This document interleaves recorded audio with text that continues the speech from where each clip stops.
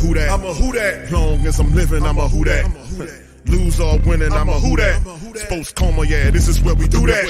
Where we do that at. Where we do that at. Where we do that, where we do that, where we do that at. Boogie like Benson, I'm a who that. I'm a who that. Sports coma, this is where we do that. Where we do that. Welcome, welcome, welcome. Somebody please better help.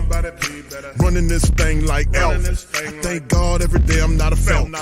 Go to YouTube Live with Big Q and the guys. If you ain't ride or die, the bandwagon get flipped. Been marching in, that was way for the ring. I was yelling out your shame for the championship. Bucking on town, duck down. Falcons, pluck, get shut down. Panthers ain't much touchdown. The vision really belong to us now. So much hate on the Saints, you could probably tell. Ever since Bounty Gate hit the NFL, when things seem fishy and you probably smell the crooked referees are Roger Goodell. Yeah, probably like this and I'm a who that. Every day I'm living, I'm a who that. Lose or winning, I'm a who that. It's the sports coma, this is where we do that. Where we do that at. Where we do that at. Where we do that, where we do that, where we do that at. Boogie like Benson, I'm a who that. It's the sports coma, this is where we do that. You're listening to the Sports Coma with Big Q and the guys on the PRO Media Network. All right, man. What's poppin', fam? How y'all?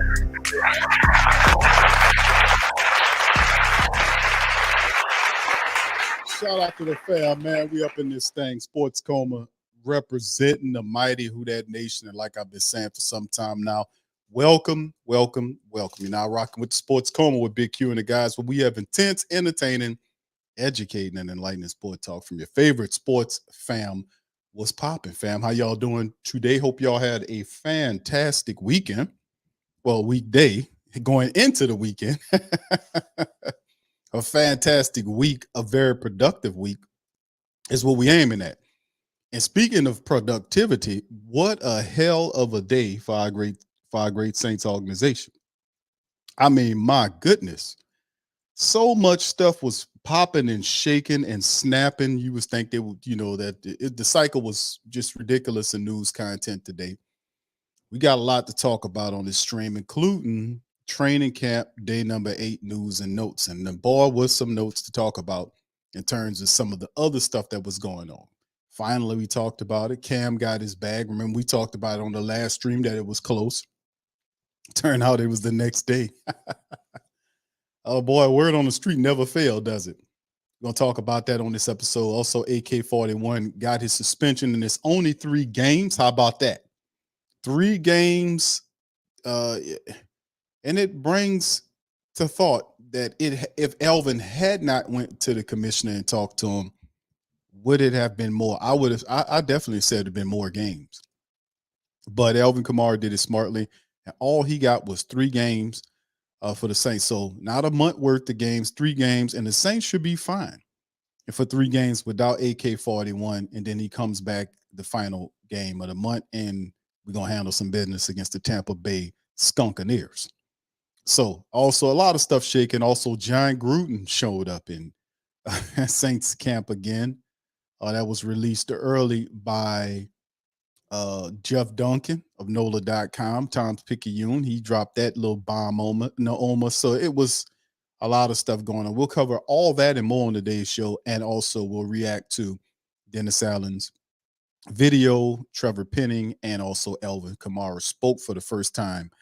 Not only about just his incident, he got that out of the way, but other things as well, how you see, what was going on with the team. So shout out to all you fantastic people out there. Hope you guys are ready for a good weekend. I hope you've been keeping yourself hydrated because it is very hot. All right, shout out to all the fam, JT, Jerry, King Morrison, my boy Hoodie, Poppy 504, Jason K, who else we got? St. Doug, shout out to you, brother. Javier, good to see you, fam. Quavadia, shout out to you, brother. Gundam is in this thing. Shout out to my brother Gundam. Who else we got chiming in? Bunch of family members, man. Thank y'all. Please feel free to hit that like button, share it on your social media feed, and hit the subscribe button as well. Thank you, baby. All right, so anyway, shout out to all of the fam, man, in here. Black Preacher, man, how you doing, sir? Good to see you as well in there. Devon is in this thing. Shout out to you. 504 Cole is doing his thing as well. Good to see you. Tuck Graph was popping with you. Good to see you. What's up, Laurie? Good shout out to you. Maul in the building as well. Trav 504, and the rest of the fam, man. Much love to all y'all. T-Roy, I see you, fam. Appreciate you. L-Dub, what's popping, baby? Brother Eric's in this thing. Richard, how you doing, sir? All right. Thank you, brother. Black Preacher Man became a YouTube member. Shout out to you. And thank you for doing that, sir, for driving it and becoming a member of the stream, man. Listen, and shout out to all the Patreon and the YouTube membership family, man, and just everybody, but in particular, our Patreon champions and our YouTube membership family champions for your financial contributions to the stream, man. We've done some real wonderful things, especially over the last several weeks. Just all kind of great things going, and we just sharing the love. Great. We got the Who Dat Nation United. Shout out to my brothers in the Who Dat Nation, the NOLA Bros, my dog Randolph at the Keeping It Real podcast, and Hoodie, my brother Hoodie as well. Fantastic people, excellent content creators, and I'm proud to have them a part of the PRO Media Network. That was some of the stuff that we were doing. Also, the whodatdaily.com. Shout out to all our contributors over there writing great articles. And shout out to B, you know what I'm saying, who is a fantastic editor. She edits both the whodatdaily.com and ProTV1.com, doing a fantastic job bringing in contributors. So, I mean, listen, we are blessed, and we're blessed because of you. And this is a movement. Like I told y'all a long time ago, we take one step at a time, fam. We patient, we are diligent, and we are consistent. Let me tell you something. Let me tell you something. Let me tell you. Don't let that guy goddamn Q. Let me tell you. He's consistent. I'll tell you that. I got to tell you. But anyway, with that being said, shout out to all y'all, man. Appreciate you as well. I see you, Tuck Graph. Much love. Once again, thank you, Preacher, Black Preacher Man, sir. Appreciate you for being a member, man. That really means a lot to the family members. All that great support. Telling we've been doing this for a while, man, and it's just really popping. All right. So anyway, with that being said, let's get right on into it, fam. We're gonna start off with the article. Shout out to our fantastic people at the Saints News Network. My brother Kyle T. Mosley, brother Bob Rose, as well as Hendricks and the rest of the fam doing great work. I always shout these guys out because, they make great contributions to the Who Dat Nation and the Saint community. And I just want them to understand that we appreciate them for what they do and how they do it, the professionalism, their level of consistency as well. And just like I said, thank these, because you often don't get to thank a lot of these people because, of how fast things move. But I often take my time to kind of thank people because of their contributions to the community, man. They really are a blessing. All right. So anyway, in today's training camp day, in 8 news, notes, and observations, Saints camp are in the books, and it was kind of hot, but the family members were allowed to be back out there. Remember, the last several days were just media days, but the fans was out, or the family members, as I like to call them, were out there in full mass representing the Who Dat Nation. All right. So here's a couple of things. Saints were missing a few faces at Friday's practice, which was headlined by Michael Thomas, Dennis Allen, and we'll play Dennis Allen's part of his interview today, that it was a veteran rest day, and Michael Thomas, so there's no cause for concern that he was out. James Hurst, Andrews Pete, of course, Kelvin Throckmorton, and Cam Jordan were among those not spotted. But of course, Cam also had a vet day because he had a part of his day was signing that lucrative deal that we talked about. And the timeline was off just by a smidgen because they wanted to get Cam signed prior to training camp, but signing him going into camp. And I was like, man, somebody asked me the question, Q, when did he sign? I said, fam, listen, it passed the deadline, but I promise you, before camp ends, during camp, during camp is what I was saying, and they got it done. So I know because they wanted to make it happen, and kudos to that. And we'll be playing some of Cam's interview as well, because he did a sign. He had his father up there and his beautiful family, his loving wife. It's good to see people together, a strong family unit with all the crap that's going on, fam, nowadays. And just on some side note, fam, I'm working right now. I'm kind of working my schedule. some kind of getting ready to kind of roll out a relationship, a show. So I know y'all going.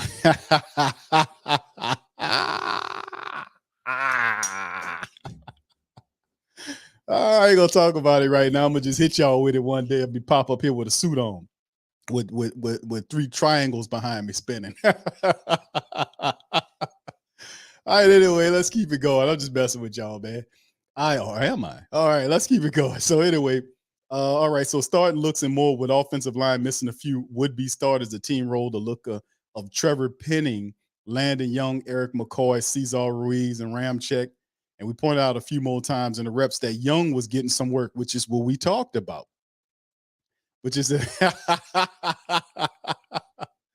Marley Ball said, "Hey, brother, yeah, I'm just going to where Pammy with the eyes bucking. Put the eyes bucking up there, Pammy. Like."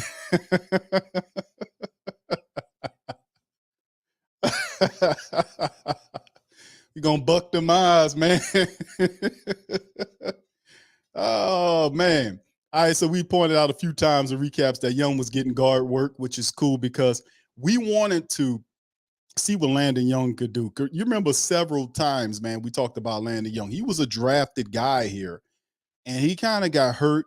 I think he had a busted foot that first year that kind of stalled out his development. The next year, went through a sophomore slump kind of thing, and then the following year, we were like looking, saying, "Man, where the hell is what's up with Landon Young?" When we scouted Landon Young was a hell of a player, man, playing the guard and tackle position. So what does he look like? And he's getting some work in there. So that'll be good to see what he's doing. The second pairing had Lewis Kidd, Nick Sell-DeVere, which is good to see. The veteran Max Garcia, Mark Evans the second, the undrafted guy out of Arkansas Pine Bluff, where Teron Armstead comes from, and Storm Norton, the other veteran. Defensively, the Saints went with a base look to start with Carl Granderson, Big Saunders, Nathan Shepard, and Passanio, who's really been looking good in camp. Passanio been putting pressure on people, looking real good. Remember, he had some injury issues. Saints gave him a multi-year deal to bring Passanio back because he's versatile. He's a guy that I would like to see more Passanio inside than outside part of the interior, but the Saints can use him in both ways, being that if there's an issue from a injury standpoint, that Passanio could help you on the defensive line. So that is a positive. Zach Bond, Demario Davis, Pete Warner at the linebacker, Alante Taylor starting outside of Laddie Daddy, and Marcus May were at the safety position. So Alante getting a little work there as well. Now, late in the drills, Saints rolled out a 3-man rush that had Nate Shepard in the middle with Granderson and Passanio outside. That's interesting. Bradley Roby was working in the slot. Jordan Howden was the extra DB on the field in addition to Demario Davis and Laddie Daddy, Alante Taylor, Marcus May, and Tyrann Mathieu. Very interesting look for the Saints using the 3 lineman look. How about that? All right, so they're trying some different things, man, this year. This is going to be interesting to see. Some Saints do have a lot of defensive versatility and offensive defense versatility as well. They will practice on the 43 defense the last several days. They're kind of switching it up, doing something different. Alvin Kamara addresses things, and we'll cover that more as we get into the stream. We'll play some of his interview, probably most of it anyway. And here go the quarterback breakdown. We get into it. And Derek Carr on his 7s with 4 of 6. And then the rest of the drills, 1 of 1, 2 and 2, and 0 for 3. Jameis was 4 of 4 in the 7s. No passes on the other drill, and 1 and 1 and 3 and 4 on the others. Jake Hayner, 2 and 2 in his 7s, and 1 and 1, 1 and 2, and 1 and 3 in the other drills. Now, the 7-on-7 Carr had his first series, started with a nice floater for a deep game left to Rashid Shaheed. He can get up under them passes. With Marcus May and Tyrann Mathieu around, Alante Taylor made a nice pass breakup on the sideline for something that was intended for Kendre Miller. On the next play, then Carr hit a deep crosser to Traquan Smith with Jordan Howden and Tyrann Mathieu as the closest defenders. Now, we know that Traquan Smith is definitely playing a lot better ball. And at some point, you realize that Traquan Smith was a 3rd-round draft pick. He has some talent. Maybe he's a late bloomer of sorts, but we've seen Traquan Smith at times step it up. So I'm going to have more of an observational view of Traquan Smith because we've seen a lot of them in the Saints, they're going to give him an opportunity to see what he can do. But at the end of the day, there are a lot of guys that's pushing him. So think about it, like Traquan Smith stepping up because he knows the finality of this moment. I mean, you got to show up, man. If you don't feel the fact that you got people breathing down your neck, I don't know what to say. I mean, how many years have we allowed this to, unlike this year, people saying, "Oh, he gonna make it." I'm telling you, at some point, all this has to stop. So anyway, he's doing good for right now, but I'm gonna be more observational because I've seen stuff like this before. All right, the next one. Chris Olave had a fairly easy catch over the middle for a nice game on the next play, but it was dropped. Lonnie Johnson Jr. was right there and would have had a big hit if it was a real game situation. Carr then hit Jimmy Graham in the flats for a short gain. Then the next play happened with Alvin Kamara going for a deep hookup, running a wheel route over the backfield. Zach Bond in coverage. That was a disaster. That's going to be difficult for him to do that because I remember a similar play was done with McCaffrey with the Carolina Panthers, and it didn't end up too good. So, but Jameis Winston got his series started by hitting Traquan Smith on the curl route, short game. Kirk Merritt on the drag route working against Zach Bond. Jesse James, hope he pulled his sharpshooters away on this one. Had an easy hookup underneath for a nice game on the next play with Troy Pride as the closest defender. Winston last play was a hookup on the sideline to keep Kirkwood on the quick out. Hayner only had 2 reps as the Saints typically ran 12 plays during the drills. His first pass with an intermediate gain near the sideline to Keith Kirkwood. And then the other pass was to Foster Monroe on the comeback curl. And then the team series, first one was the run defense had a pretty strong series during Carr's reps as Carl Granderson, Demario Davis had a nice run stop on the inside rush attempt to Jamal Williams to start. Alvin Kamara had a run to the outside on the next play with Marcus May and Bradley Roby stopping him for a short gain. The long pass from Carr was a hookup to Quine Baker near the right sideline with Zach Bond as the closest coverage. And then the series ended with a run inside with Kamara that was stopped by Pete Werner. Saints doing it. All right, anyway, then the next series was Jameis Winston where he saw all runs. And the first was to Jamal Williams inside stuffed by the Roach for a loss. Zach Bond had a tackle for loss on the next play with Kirk Merritt. Miller came back with a decent run to the outside on the next play and honed in on Nick Saldiveri getting a nice block on Brian Breesy to open the way. That's another battle that some of the writers and reporters have been talking about. It's about the battle between the rookies, Brian Breesy and Nick Saldiveri. They've been really going at it when they face each other. That is a really good matchup to see how really good Nick Saldiveri is against Brian Breesy, who's a handful. So Eno Benjamin had the final carry that got to the second level going to close things out. Hayner's reps were mostly runs. Ellis Merriweather, the undrafted running back at the back of the depth chart, attempted to run to the right. Anthony Orgy had to stop. Kirk Merritt had a cut right on the next play. JT Gray was there. His long pass was a swing out to the right for a nice game with Cody Martin blocking out for Eno Benjamin at the final carry with Nick Anderson getting the stop. Team series 2. This is when Carr got involved. Second series started with outside runs. Marcus May, Demario Davis in pursuit. The defense had Brian Breesy and the Roach at the start in the interior. The next play got shut out. Carr, due to something not being right during the process leading up to a snap, so they had to kind of shut that down. The offense came back with a nice run with Kendre Miller. On the next play with good blocking from Eric McCoy. Miller also had a really good vision attempt. And we talked about Kendre Miller when I was scouting Kendre Miller, even up to the the last show that we did, we talked about his vision. And a lot of people are going to be really impressed with Kendre Miller's vision. I'm telling you, he's football shape. If you look at the dude, he's a big guy. Power's a part of his game. He does have a level to him when he gets there and he kicks it into gear. He don't have an Alvin Kamara gear, but he does have a gear where he gets faster if he gets to the open field. He's a brutal runner. He uses the stiff arm, but he's incredibly smart on high, very instinctive, and for a rookie, has really good vision. If you watch the tape, how productive he was with TCU, how he was able to see things develop. A very patient running back, stays behind his running backs until the very last moment, and majority of his tape, pop behind and then makes plays. But he's a brutal guy when he gets to the third level, to the defensive back level.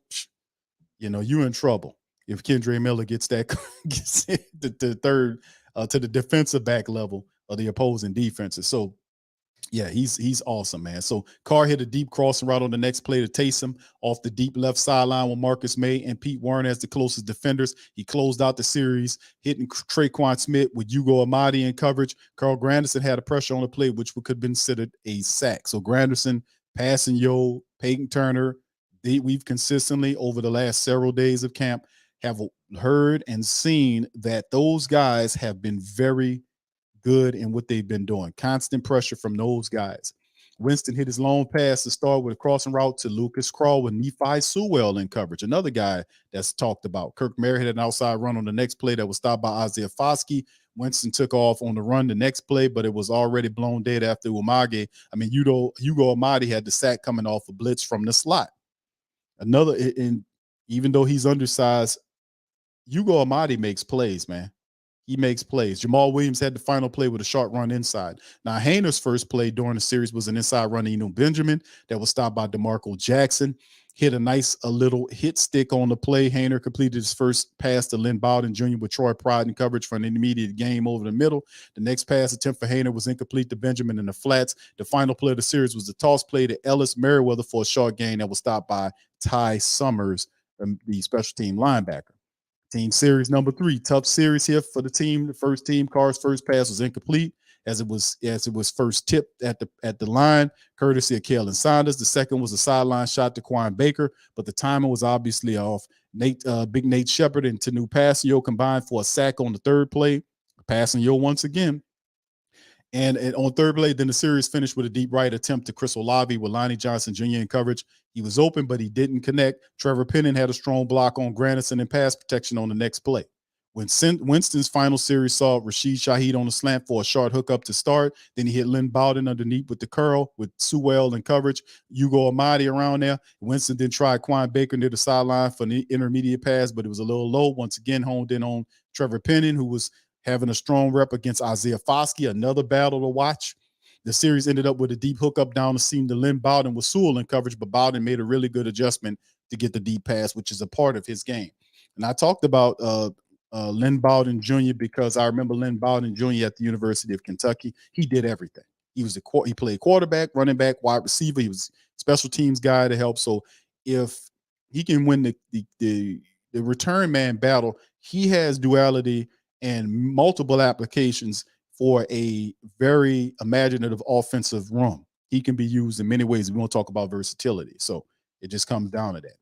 All right. So anyway, Hayner's series started outside with left to Kirk Merritt, then he rolled out the play, and then we talked about the rollout on the next play to Ellis Merriweather. The play was actually blown dead before the pass came out, but we still chart the throw. Hayner tried a deep shot to Quan Baker on the third play, but it was close, but no cigar. Final pass was to James Washington down the right sideline, but it was overthrown. So we got to get the connection together. But just like what Derek Carr said the day before yesterday, when we played his stuff. Remember, he was saying that all of the quarterbacks are getting good work, that all of the quarterbacks out there are getting good work. They are getting good work, which means if they're all getting a card thrown to his guys, Jameis has a set of guys that he's working with, and Jake Hayner got a set of guys. And all the wide receivers and everybody's getting work, which is a good thing. You know what I'm saying? That everybody getting reps, everybody trying to build a time, and that's a positive thing. So that was a good observation there. And of course, speaking more observations, general observations in those, John Gruden, and we're going to cover this, was in attendance for practice. I have a picture of him. And remember, we talked about, I asked my reporter friends, say, hey, can somebody get a picture of John Gruden? They did snap a picture of John Gruden as well. So you should be here for the next several days, man, in the observer capacity. And they're saying it's a non-paying position. They made it a point in other reports to say that he's merely there for observational, analytical observational purposes, and it's a non-paying position. They made it a point to say that. Now, several days, that's what Dennis Allen did say. We'll play some of that as well. So that is interesting. And there was some periods where he was talking a lot with Alvin Kamara and Derek Carr. So my thing is this with the John Gruden thing, and y'all put it in the chat. Y'all let me know how y'all feel about John Gruden, because I get mixed feelings from the family members about John Gruden. He's currently still suing the NFL, right? And the thing about John Gruden is it's a very interesting philosophy, and they're pulling from the best the Raiders have, right? You see, you cannot deny, even though you might not. And John Gruden said some awful stuff in them emails right there, and he got to come out, and that's why they blocking him out and all this kind of stuff. For whatever, he got to make his apology. I'm not sure if he apologized or none of that kind of stuff, because that really, I wasn't worrying about John Gruden, to be honest with you. John Gruden is just coming across my board right now because he's affixed and connected to our team. And that's the only reason I'm kind of talking about him right now. But you cannot deny that John Gruden's connection with Derek Carr, you could tell he believes in Derek Carr. He understands what's going on. And John Gruden has the same type of, it's like, Gruden and Peyton, like philosophy-wise and gumption and what's the word I'm searching for?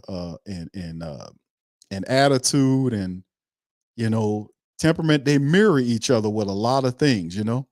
They both two old school, grudgy kind of coaches. Kind of grimy coaches that are fundamental guys. They speak their mind. Sometimes it get them in trouble.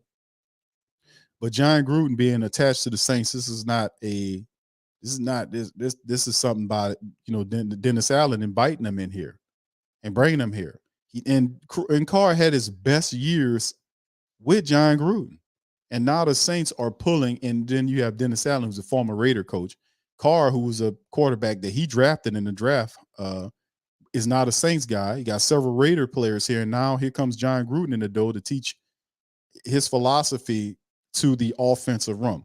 Now, is it a stretcher from the imagination to say that at some point you could possibly see John Gruden connected to the Saints offensive room in some capacity in the future, in the near future? Perhaps, because they're saying his case is supposed to be coming to finality sometime in the next several months. So, that's one thing.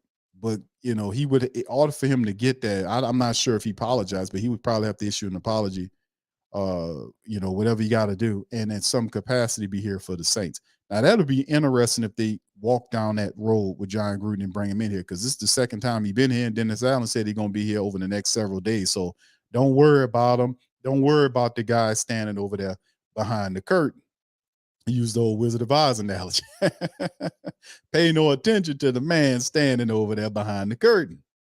So it's interesting, but we're going to go over that. I won't hear y'all thoughts on that, man. How y'all feel about John Gruden here? I mean, from a schematic standpoint, John Gruden knows the West Coast offense. He knows what to tell Derek Carr to get him to fix, know what that is. But is it just that, maybe to start out, but you start see if this guy was walking around here with Saints stuff on.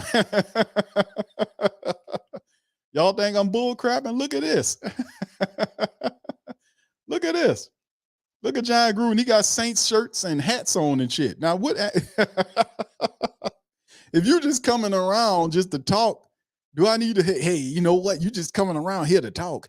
How about he got a regular shirt on or something, and he walking to the door. Hey, man, take that shit off and put this Saint shirt on, this Saint hat on, and fit yourself correctly. Come on up in here. Now you talk about, is this the look of an analyst or a future employee? Come on, what's going on here? I'm just asking. Oh yeah. Let me tell you something. I gotta be pretty. They don't call me Slick Mickey for nothing.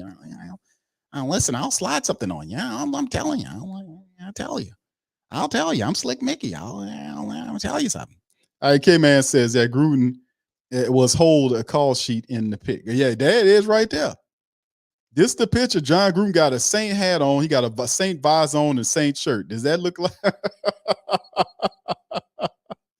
I'm just saying that shows me that energy of this picture right here. Is this a future employee right here? Is this a future employee? 504 Cole says that's our new offensive coordinator. He'll slide Pete Carmichael right out the way. But you know what? Pete Carmichael will back up like a butler and hand it over. Say, I'll be your co-coordinator. Yeah, that because Pete Carmichael was trying to give it away last year. Hey, you know what?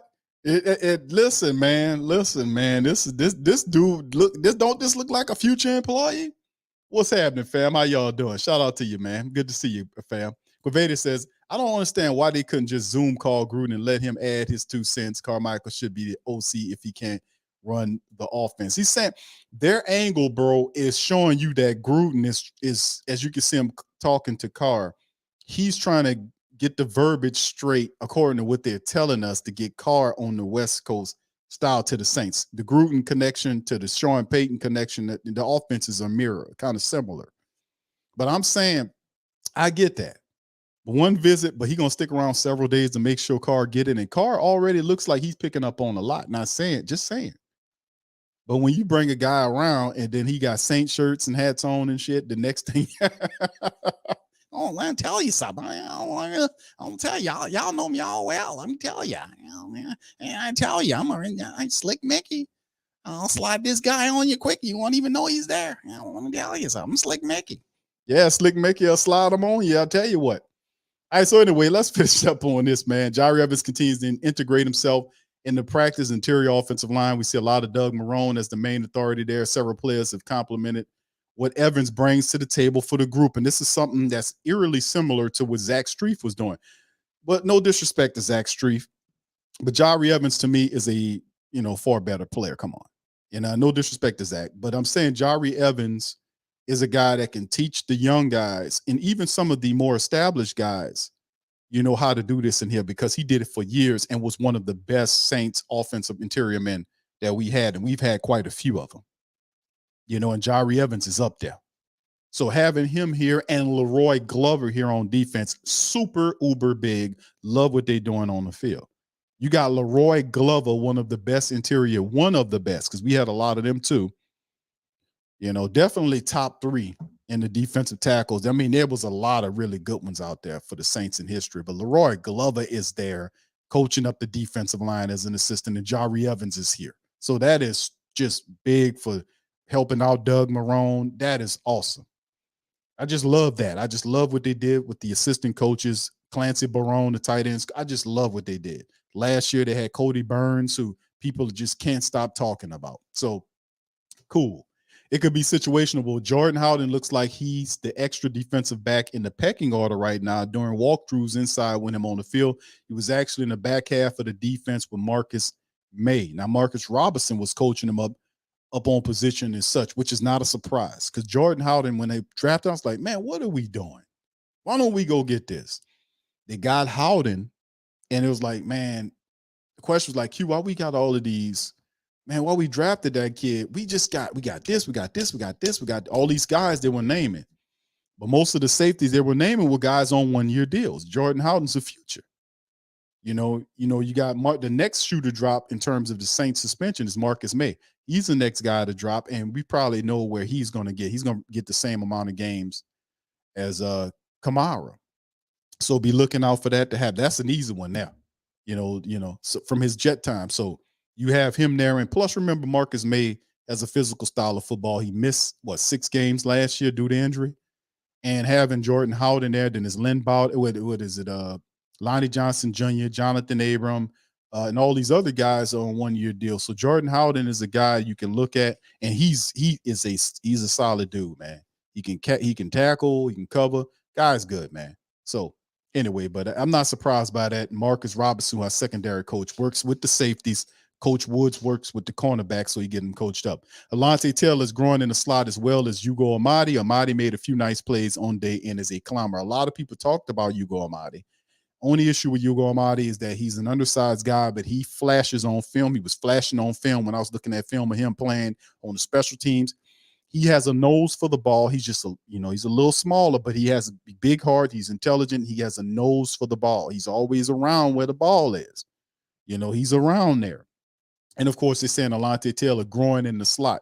And like I talked about, the family that was asking me about, hey, Q, what's the difference? Who you think wins the battle between Alontae Taylor and Paulson Adebo? And I told him Paulson Adebo. Huh? Alontae Taylor way better. And I say, listen, bro, let me tell you something. Alontae Taylor was drafted. Listen, I'm telling you how DA handling this stuff. DA drafted them people. He drafted Alontae Taylor to replace Chauncey Gardner-Johnson. That's a role on his defense. Alante Taylor could play that role. And remember how hesitant Dennis Allen was from moving Chauncey Gardner-Johnson away from that position when he was there. He kept him there. That's a very important part to the defense, to the success of the defense, to have that player there, or that type of player there, meaning a player who can tackle in space, that can cover and blitz when you need to. If you need him to play around the line, they can get there and pop the quarterback. They can help and run support. That's what Chauncey Gardner-Johnson did. That's what Alante Taylor can do.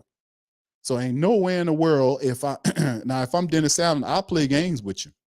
I'll say, yeah, this is a competition. And in the end, it'll be Laddie Daddy, Adebo, and then Alante Taylor.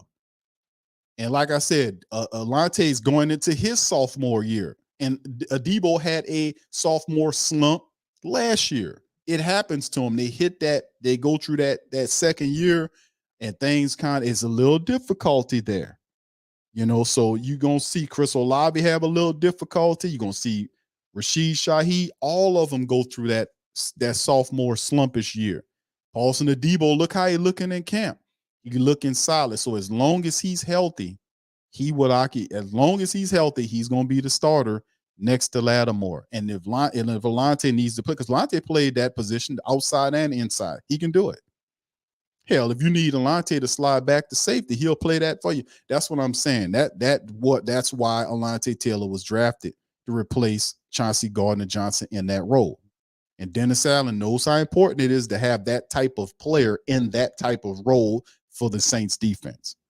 So that's why I was like back and forth. Now, you're talking about if Alante does this or that or the third, it works out better for him to stay in the slot. It does. It's just what it does. It does, because Adebo is not used to playing the slot position, and he would have to learn a whole new position just for you to flip-flop. No, and hell no. Not saying that he can't do it, but Dennis Allen got enough to think about. And if it ain't broke, don't fix it. And remember, a lot of problems with Adebo was he had some injuries, and of course, he struggled in his second year. But he looks good now. He looks good, and he continued to play good. Anyway, Zach Bourne is a frequent pickup on target in the passing game. Some growth is needed there, but that's one play that stood out and compliment to his growth, that on 7-on-7s when he was able to chase down Kirk Merritt, which was no easy feat. We'll see things when we're getting to the preseason. That's a big part of Zach Bourne's game too, is that, you got to take better angles, because I remember watching tape, especially in that Carolina game, if y'all remember which game I'm talking about, when Christian McCaffrey, man, he was like, that guy, he looked like he was running in quicksand. That's how fast McCaffrey was. So it's a very important to understand pursuit angles and knowing, or knowing what's going on in the play. And like Zach Bourne said, we played the interview and we don't hear from him very often. So when he does get there, I want to hear from him, because the Saints see him as the third linebacker there. He could probably get some starter reps if we have injuries to our linebackers, God forbid. It didn't happen the last couple of years with Pete Werner. So if that's the case, no Caden Ellis there is Zach Bourne. So Zach Bourne was saying that he knows the offense. This is his words. I know the offense. I know the defense. I just got to go out there. So this is the most intelligent and well-rounded, more experienced Zach Bourne that we've seen to date. Out of all the other Zach Bournes, this is the most experienced one. So is he ready for a step up? Saints didn't go out and get no other linebacker currently. They're sticking to what they have. So they're showing some belief, or faith rather, in Zach Bourne. So could he have a Caden Ellis style year, man? Listen, he has the athletic ability.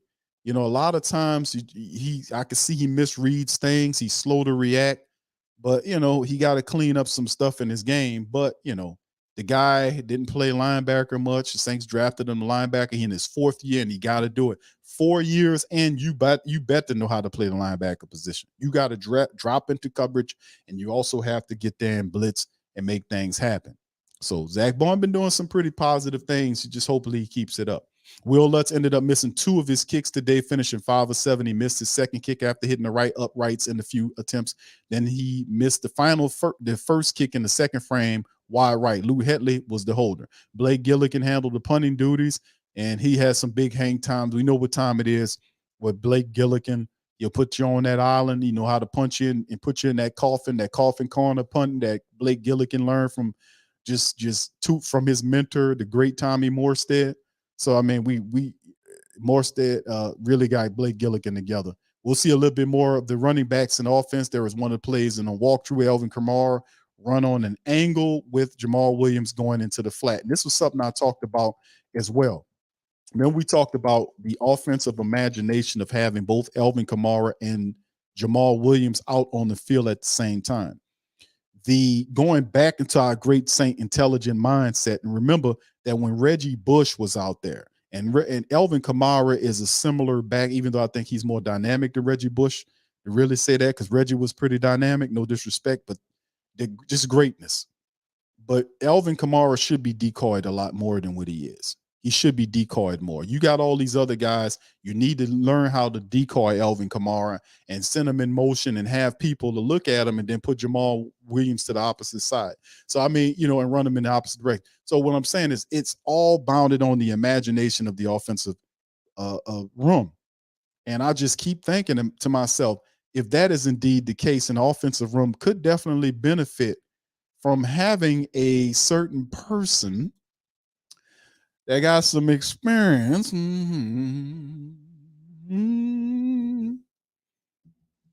that can help you out, that knows the West Coast offense.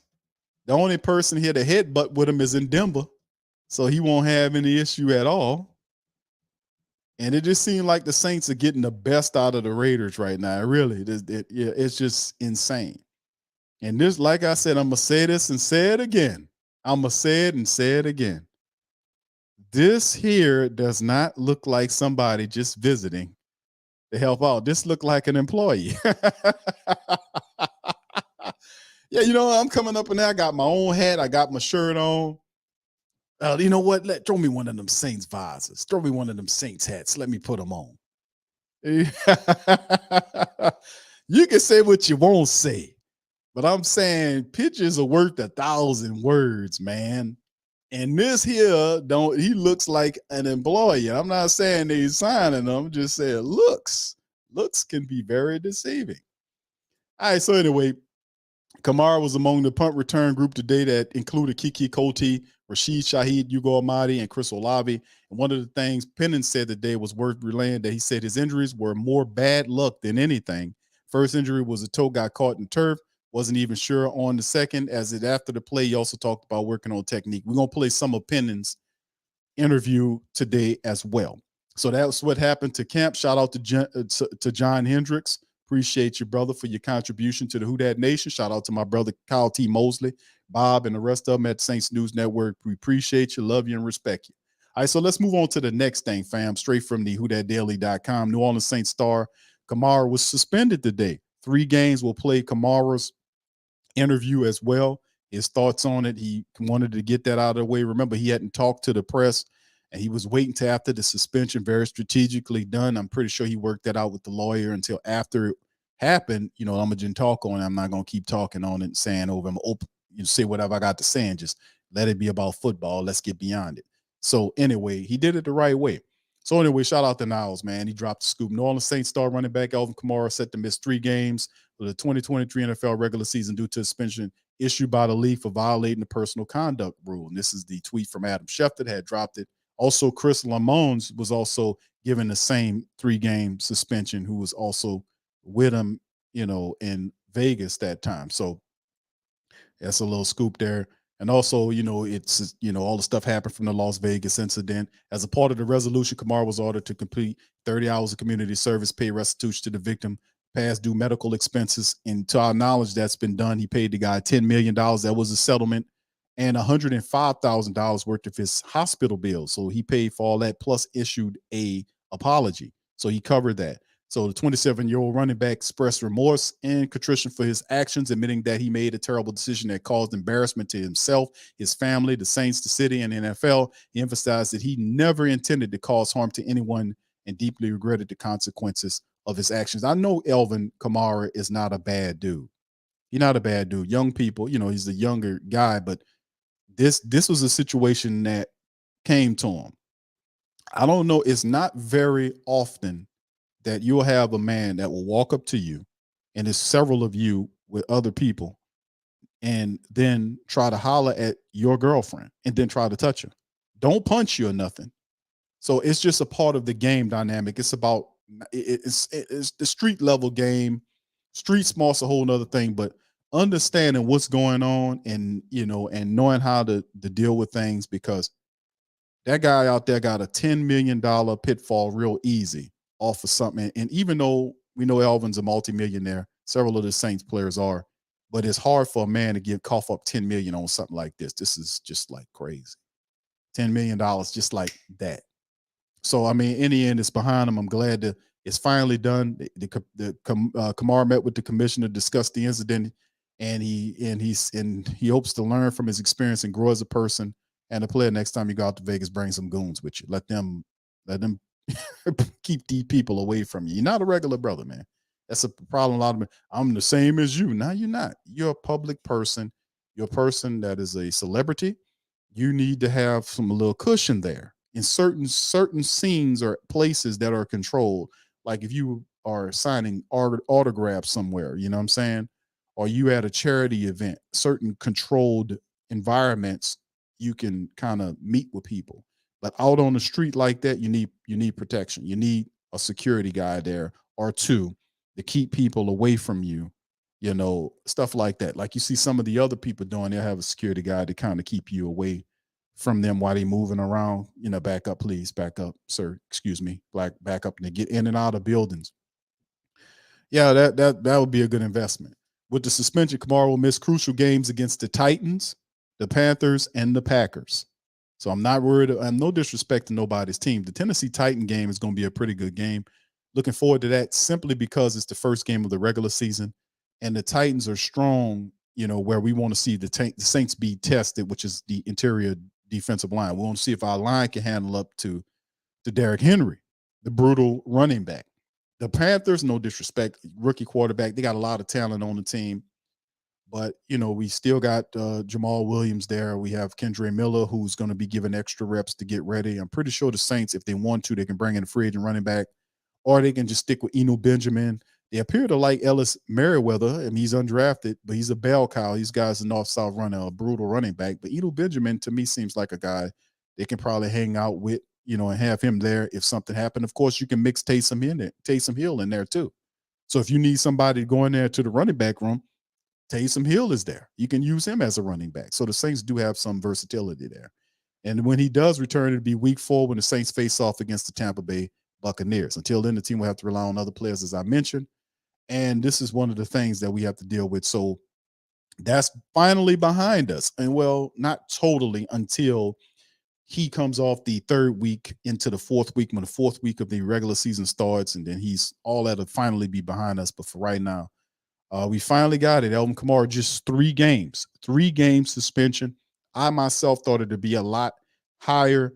It was a good strategy by Alvin Kamara to go meet with Roger Goodell and talk to him.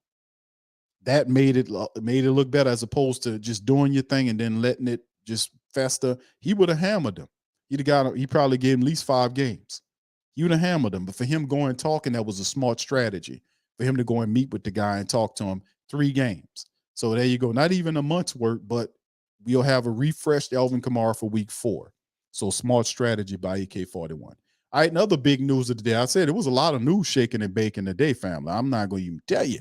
There was a lot going on. Cam Jordan got his extension, as we talked about. We kind of shared it on the community tab today. He's staying put, and this is Cam Jordan staying put. Saints signed star defensive end to 2-year contract worth $27.5 million. So Cam got his bag. He got his bag. So Saints made a decisive move to secure the services of standout defensive end Cam Jordan for the foreseeable future. Shout out to Niles on the scoop. And a strategic move to avoid Jordan entering the final year of his existing contract. The Saints and the players came to terms on a lucrative extension. The new deal was reported by Ian Rappaport, and a 2-year extension worth $27.5 million. The contract ensures that the 34-year-old Jordan will remain an integral part of the Saints defensive line until 2025. It's not too many times, fam, where y'all gonna actually see a guy that was drafted by the team, and Cam is a superstar. Cam is a Saints megastar. Cam is the dude we drafted here, And Cam is the top sack man. He's a sack master of the Saints. He's high on the sack list. I think he's top 10? Top 10 on the sack list currently. I want to say it shocked me when I remember reading something up on it. I forgot where he is, but I think he's like top 10 in the NFL in terms of sacks. He got 115 and a half with 2 years left, the 20, to finish up to add on top of that. So Cam, man, this is pretty big for Cam Jordan.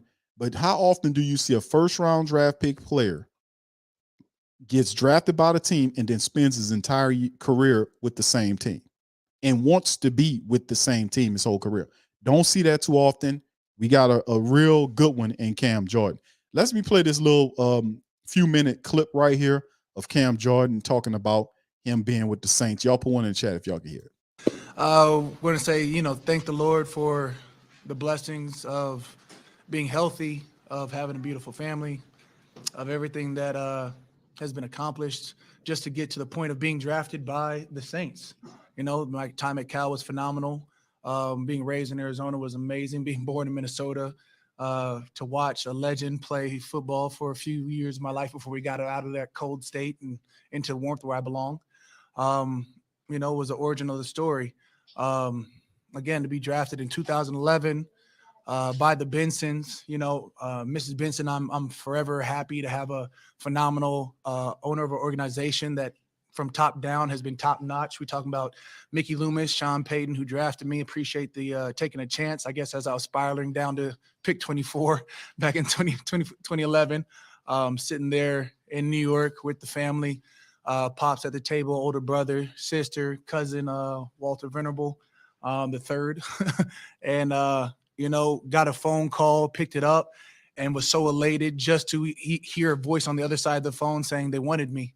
I don't even remember what I said. I mean, Sean has probably shot that statement out a few times, but I said, let's do it. Because in my mind, it was good to go. I was like, look, I don't know what happens from here on out, but I'm going to give you my all. So 13 years later, what is this, fourth contract, technically? Really like the third earned, like everybody's granted that contract on the first one, but third earned contract situation, fourth overall, 13 years in, looking to play 2-year 15, spoken into existence at like year 8 or 9.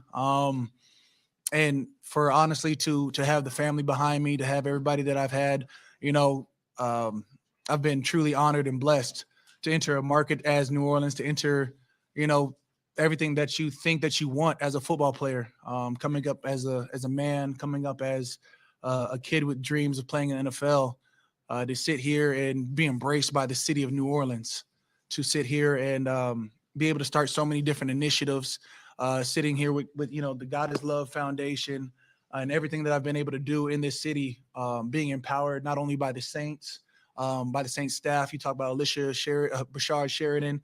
You talk about the phenomenal media guys that we have, our equipment guys, our trainers.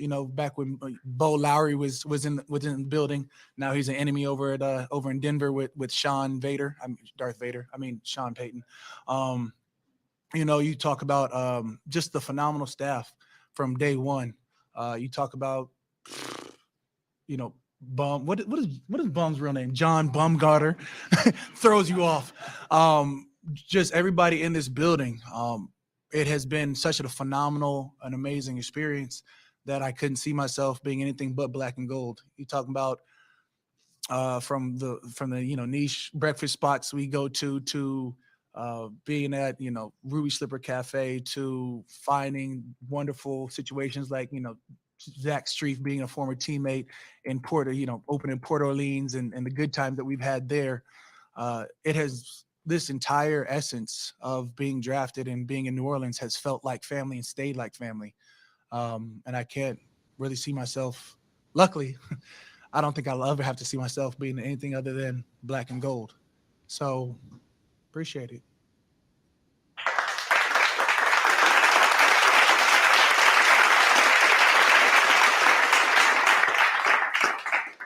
Old Cam got teary-eyed toward the back end of that, man. But as you can see, man, that was coming from the bottom of his heart. But let me tell you something. Cam, we love you, brother. We got your back, man. That man said he gonna give you his all, and he did that. Cam Jordan. This, and this is a great. This is a great. He's a sack master, took down Ricky Jackson's record.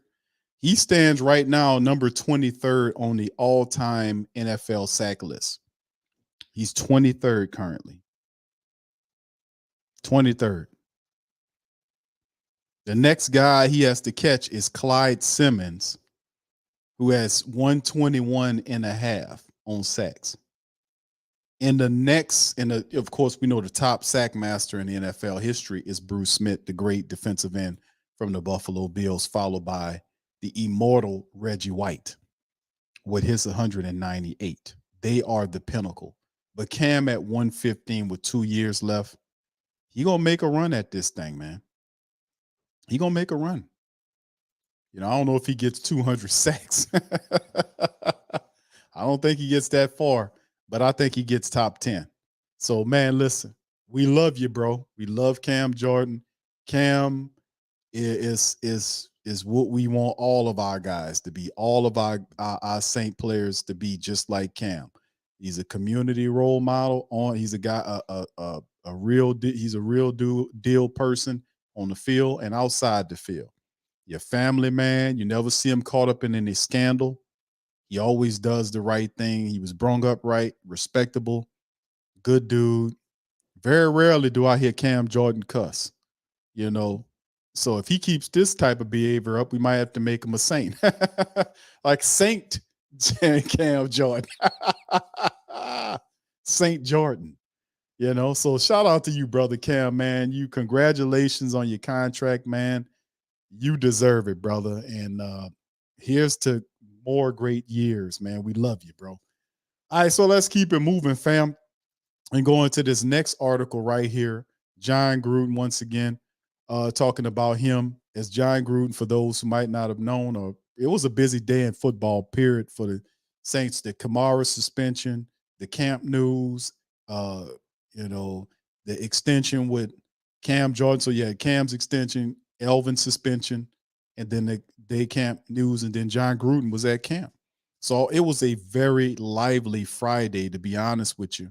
And it was good. I like seeing those. Say, former NFL coach John Gruden, known for his stints with the Bucs and Raiders, was set to visit the Saints training camp on Friday. This was done earlier. Gruden had already consulted with the Saints during their offseason program, will continue his role as an advisor to the team, particularly focus on his experience with newly signed quarterback Derek Carr, whom he previously coached during his time with the Raiders. And of course, this is the picture right here. Jeff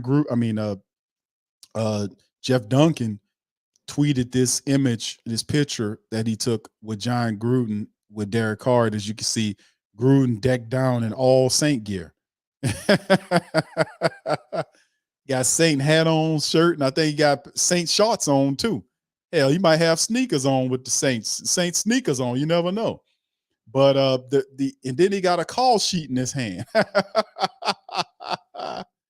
He got a call sheet in his hand. Gruden feel like he back in his offensive days. He said he'll be around for several days or so, which is cool because I want to hopefully some of our reporter friends get close enough to him to kind of talk to him, to get an interview with John Gruden to see what but like I'm kidding about early in the show, but Gruden looks like more of an employee as opposed to a guy just visiting. Yeah, I'm just helping him out. I'm just here to help him out. Give me that free shirt and that hat and them shorts. Let me put that on right quick. Now I'm all decked down, So anyway, Dennis Allen downplayed any rumors of any more significant. Of course, he's going to downplay the rumor. Gruden started stating that the 59-year-old, role for Gruden, and Dennis Allen stating that the 59-year-old Super Bowl winning coach is simply there to offer his expertise and observations. Gruden's extensive knowledge of the West Coast offense, similar to the one he ran with the Raiders when Carr was his quarterback, makes him a valuable resource in helping Carr transition smoothly in the Saints' offensive scheme. And then, of course, while Gruden's presence at the campus generated some speculation, Coach Allen clarified that there's no current plan to hire him on a full-time basis. Current plan. Things do change, though. Instead, the Saints view him as temporary resource to provide insights and advice to both Carr and the offensive coaching staff. Pete Carmichael, Ronald Curry, pay attention. Gruden's track record of success coaching Carr is his most successful season has undoubtedly piqued the Saints' interest in utilizing expertise during training camp. So this is written by Niles Carpenter. Shout out to him. Very good. And once again, this image, like Dennis Allen said, and we'll play Dennis Allen in a second, about John Gruden. You see John Gruden walking around decked down in Saint gear. People say, hey, man, did y'all sign John Gruden? Oh, no, of course not. No, of course not. So him wearing all them clothes over there, we give them clothes to everybody. Oh, I don't have what? Oh, well, we all out of them right now, but we give them to everybody. Okay, all right, Dennis. Thank you, sir. Appreciate you on that. All right. But anyway, only thing I can say is Gruden looks good in that Saint stuff, don't he? I mean, don't he look good with the Saint visor and the Saint shirt and everything? Don't he look good? Hey, fam, what y'all think, man? Is it just me getting this? And they're asking him, hey, man, did y'all sign John Gruden? Oh, no, of course not. But coach, he looked like, that's just clothes. I got a whole box full of those clothes and hats and shoes and socks in my office in the closet. I was thinking about throwing them out the window the other day, and John Gruden walks in, and I just say, hey, you want this stuff? So he just takes it and puts it on, Okay, all right, coach, we'll see. All right, anyway. I don't know, man. That picture, he looks a little comfortable in that black and gold, baby. That's all I'm saying. He look real comfortable in that black and gold, baby. You look really cool in that black and gold, baby. That's all I'm saying. All right. Pammy says, BQ, there's nothing to see here. Moving right. Bucking eyes. All right. Lamanel says, Big Q, Gruden ain't been no Saint his whole career. Yeah.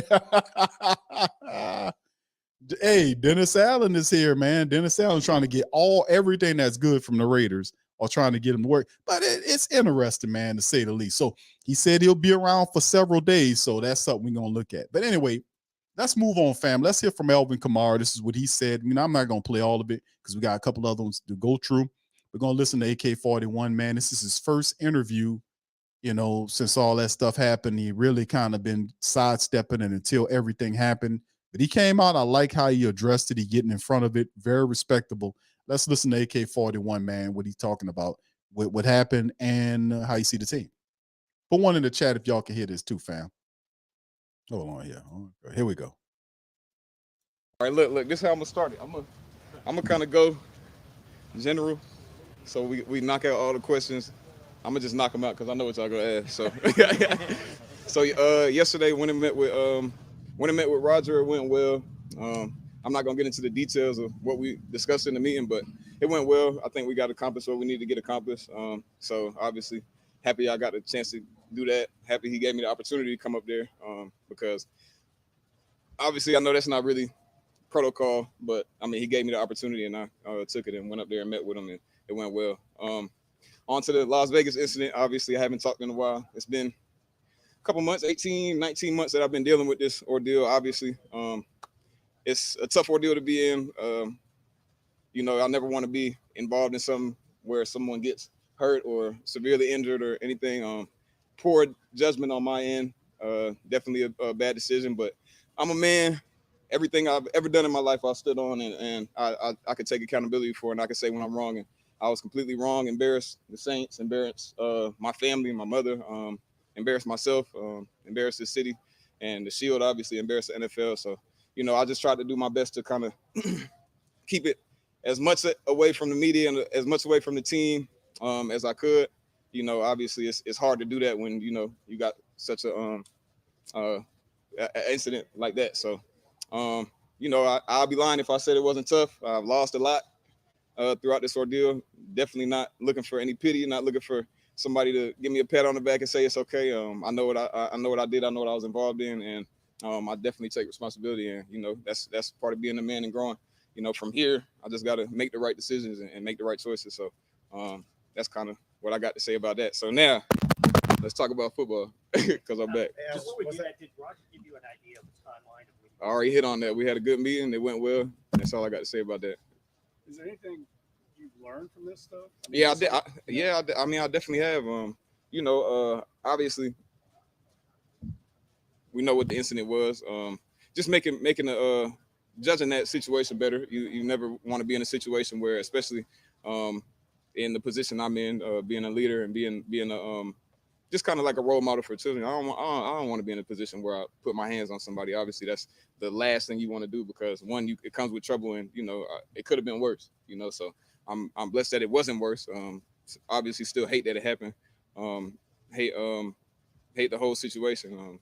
I told Nikki, I told Da. I mean, everybody knows, they know me around here. So just talking to them throughout this whole ordeal, and luckily they've been supportive. Miss Bench has been supportive.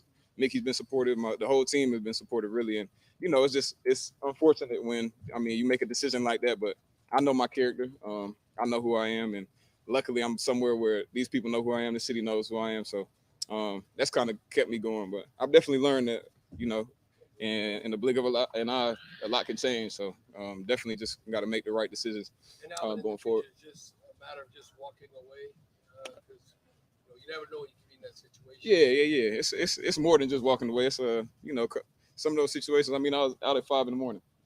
So what I'm saying, it's like not what Tony Dungy used to say.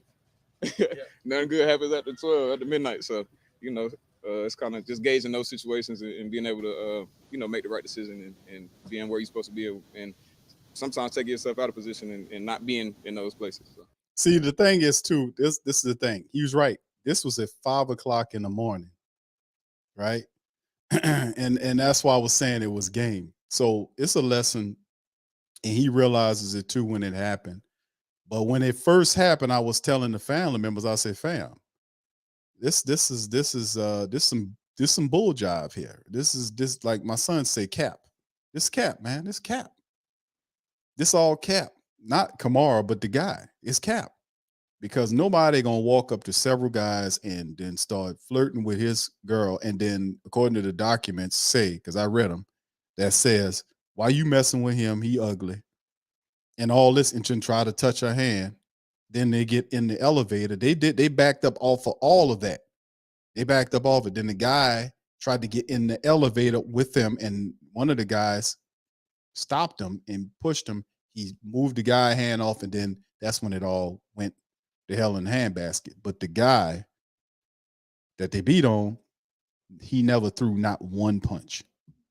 That was because he recognized, he knew who this man was. Not him, Alvin did, but of course the other guy knew who Alvin Kamara was.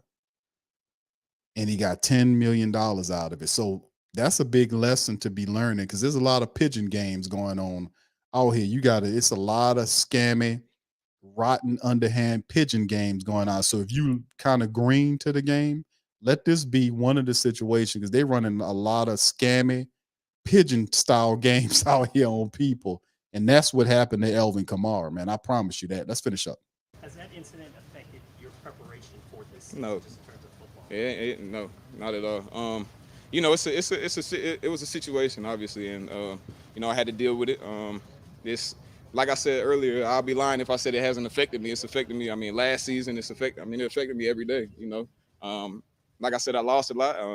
I've lost monetary. I've lost some friends. I've lost some support from some people. But I mean, like I said, I've had a ton of support from this organization. I've had family and friends, and the people that know me and that know what I stand for and that know what I'm about. That's kind of like what's pretty much kept me going, and my faith. And like I said, I'm not glossing over the situation and downplaying it in any way. It was poor judgment on my end, and it was obviously unfortunate, and it just got to be a thing where I'm mature, take ownership of it, and make better decisions going forward. Yeah, and I'm with Elvin on that, man. And like I said, this rotten pigeon game that happened to him, and he fell right into it. But yeah, it was over 10 million, to be honest with you, because the settlement was $10 million. The civil suit was 10 million. They settled with the guy for 10 million, and then he being Elvin paid the guy's medical bills, which were 105,000. So it's over 10 grand, over 10 mil. And you can see, like I said, even if you got football players and you got wealthy football players, not wealthy enough not to play football. You get that? So when you lose 10 plus $1 million on something like that, that hurt. That definitely hurts. And he was saying relationships and certain sponsors kind of backed away from him, because that's another take of it too. Like whatever sponsorship he had during this whole ordeal, he lost money with sponsorship. Perhaps they had some investor that might have wanted to give him the candy or some shoes or some gift. They backed up off of him on that. So he lost some money, more than the 10 million, if you think about it. So this was an expensive proposition on some rotten pigeon game that he got caught up in, man, unfortunately. So he's got the right mentality, and Alvin Kamara is a smart dude. So I expect nothing but sterling stuff from him moving forward. Does it feel freeing to put it in the past? Yes, it does. It does. I miss talking to you, but nah, it does, man. Because like I said, it's hanging over you. It's hanging over you, and obviously it's self-inflicted, but nonetheless, it's still something that's it's like a dark cloud. Like it's hard to kind of enjoy some of the smaller things. Like I don't know. Today I just had like a little boost at practice. I just felt better, like a weight was off me. So I'm looking forward to just focusing on football. When did you make the decision to come talk to us right now? Was this just now you made that decision? No. I knew I was gonna talk. I like I said, I met with Roger yesterday, and I knew after I met with Roger, I was probably gonna just kind of put this chapter behind me, just kind of close it off, and kind of give the spill. So. Alvin, has it excited you that they've kind of made an emphasis on getting you more involved in the passing game this camp? Yeah, man. Me and Pete, we had a long talk. It was heated. It was an argument. No, I'll just play it. But I think DC and even Jameis, I think some of the opportunities last year just weren't there like we've seen in the past. And we talked about it as an offense just without the coaches, and I'm sure DC, Jameis, and Pete and all those guys, RC, all them are up there talking about it. And I think I'm one of the most effective backs in the league when I get the ball in my hands, out of the backfield, just running routes, catching the ball, splitting out the receiver, doing those things that you guys have known me to do. So the emphasis this year, obviously going through camp and being able to kind of get back in that groove of splitting out and getting some more balls out of the backfield and just getting creative with my pass catching side has been it's been exciting, and I'm definitely excited. I know you're say about the offense and the team that you guys were able to meet as a team without the coaches and talk about those things. It wasn't like a formal but it was just just individual player to player, stuff like that. So it's one of the, when you have a team with talent and good players, good personalities, being able to communicate is one of those things that I think a lot of people take for granted. But this team communicates, this offense communicates. I think pretty well, like up there with some of the better teams I've been on, so I'm excited for that because, it's sometimes, like I said, you take that for granted, being able to communicate with your quarterback, your fullback, your lineman, a receiver, just about little things, little intricacies in plays. Is this offense kind of? That's a big compliment by AK-41, man, throwing out there saying that the communication is similar or as good as some of the previous teams, the good teams that he played on. It bodes well. The excitement is like you have a respected quarterback in the position, a leader, a guy, a leader in that role, and everything feels extra. You know what I mean, fam? Everything feels extra here. With the Saints this year, extra. Like even the Saints, the way the Saints spent money and resources to push up the offense. We know that if there is going to be any success here, the offense has to be the thing that leads the day. We can't be having no defense. I'm like, it's a defensive-led team. No. Traditionally speaking, now we had certain small circumstances that happened in NFL history where the defense did lead the team, but that had to be an outstanding defense kicking ass, and you had to have a bad running game. I mean, super tight, awesome running game to give that defense a rest. But if your offense is on fire, if it's a top 10 offense, you're going to see some success. And I'm expecting 10, and even though they're right now, they're still training. But if you look at everything that they have in terms of what they've added going into camp before they signed Jimmy Graham, and there was an excitement about how complete things were. And then the Saints just kept it going. And it's like everything that they're doing has an they're doing it's more, they're giving you more of everything. Everything's more. Like even the offensive coaches we talked about, Leroy Glover coming here as a defensive assistant to help out. Everything is more, and that's the energy that's there in the Who Dat Nation and then on the team, because a lot of people see all of that. How could you not look at the Saints team as talented as they are on the offense and then even on the defense, how they drafted this year? And they usually draft pretty good, but this year, how they actually did a lot of what the family members want. Like, man, we need a defensive interior lineman. We need an edge rusher. We need a guy that's gonna be Alvin Kamara. And what they do, the first 3 picks the Saints do, they get interior defensive lineman, they get a edge rusher, and then they get a running back. They even got a quarterback and a wide receiver and an offensive lineman to go along with it. So, and then they did a really good job of undrafting and in free agency as well. So, yeah, they've done a terrific job hitting the needed area, especially on defense. They didn't have the different view. Like everybody's seen the Saints, because usually it's different. Like in the past years, you'll look at a need for the Saints and say, "Man, that's a need right there," and they say, "Oh, ain't no need right there," and then they go somewhere else with the resources.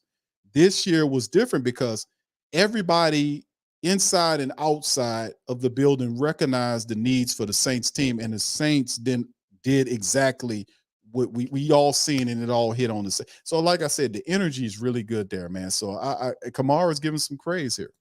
At its best in general, though, like when the playmakers are getting the ball in space, not just you, but like the receivers and everybody catching around and stuff like that. Yeah. I mean, I think everybody's seen it. Mike T back rolling.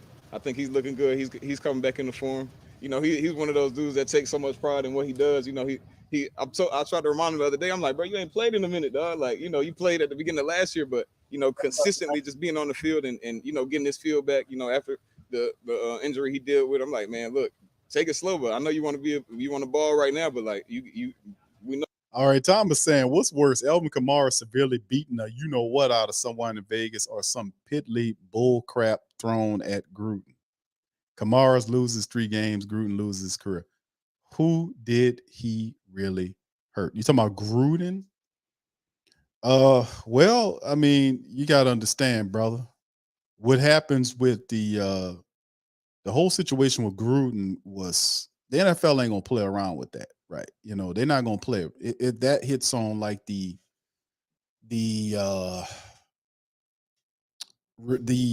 identity, not so much the identity, but the optics. That's the word I'm searching for. The optics. That's the thing that, well, they don't want that smoke. You don't want to fight that battle. And with that, that's what the NFL did. They didn't want to fight that battle. And Gruden was saying, hey, you did this, you did that. That's how they known about it, because you leaked these things, because it was attached to, he had an email going to Snyder.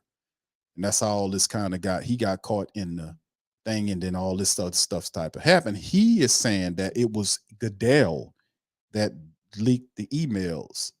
Goodell, of course, said it wasn't, but how did it had to be him or somebody in a line with who he was dealing with for them to get that and put that out. Regardless or not, it's out there.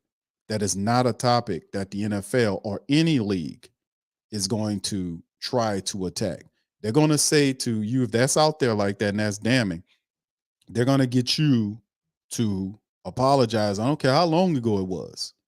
You're going to have to apologize, because, see, it's a business. It's a business. And in the business, you can't afford, if you're trying to make money, you can't afford to offend anybody.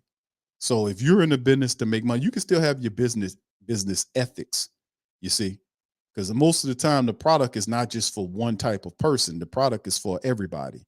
I remember 20 some odd years ago, when the NFL, 20 plus years ago, maybe 30 or so, when the NFL was marketing the league to, mostly men. And then 20 some odd years ago, that philosophy changed, because a lot of the ladies will watch the ball game with the men, and then, they would have as fun. So the NFL kind of opening up more of a diverse look at the league and started marketing to the ladies when they started getting the women's jerseys, all this kind of stuff. It didn't just went away from that's just business. So as business, and we know the NFL is a corporation, is a business. That is the standpoint. They're not gonna fight that battle. So if John Gruden won't send to the NFL, I guarantee you that the Saints, if they once his case is done with the NFL, the Saints are gonna, if they hire John Gruden and he has a press conference, the moment he gets hired, he got to come out with an apology, a heartfelt apology to not only the Who Dat Nation but the NFL. They're gonna be looking forward to that. That's just what it is. Now, if he don't want to do that, he got to go somewhere, and because he can't even get back on TV with that. And remember, he did a pretty decent job on television for many years, breaking the game. But there ain't no television network that gonna even touch him on that.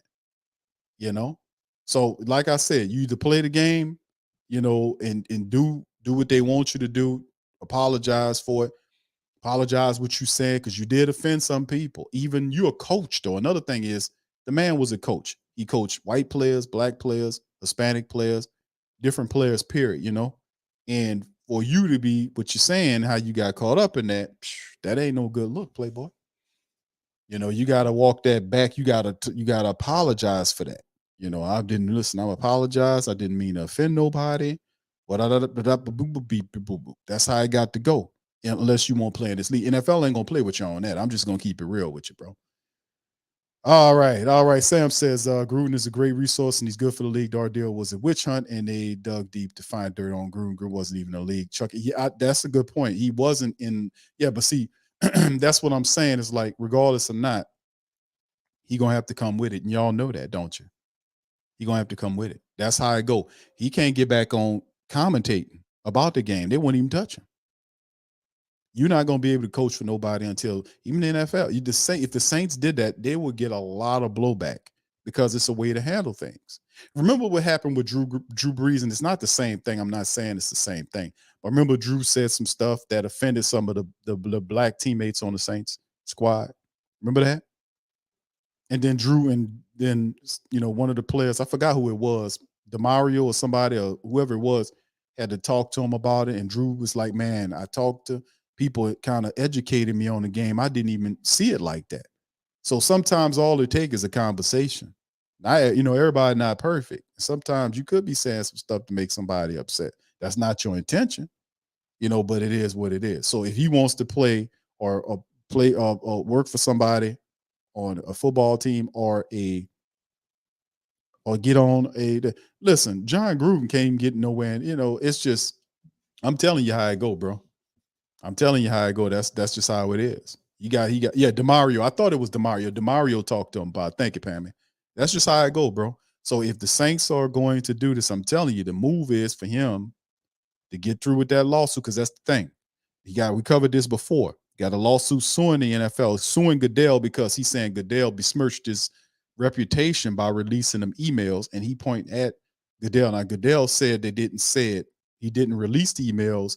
He said that out in the public once, and then because I researched it, and then he came back, and when they went to the legalities, it wasn't in the documentation that he denied releasing the email. So you said you didn't, but when the documents came out, you didn't say you didn't in the documents. You see the game here? So Gruden knows who did it. He knows who released it. He knows. So in the end, even though he feels like he was besmirched at the other end of the spectrum, he gonna have to come with it. That's just how it goes, bro. Y'all got to understand. Yeah, Sam said he hoping to win in his case against the NFL. Yeah, that's something that's supposed to be coming over the next several months. So that's just something to keep an eye out, because obviously the Saints are not going to not stop having John Gruden popping up at some of these camps.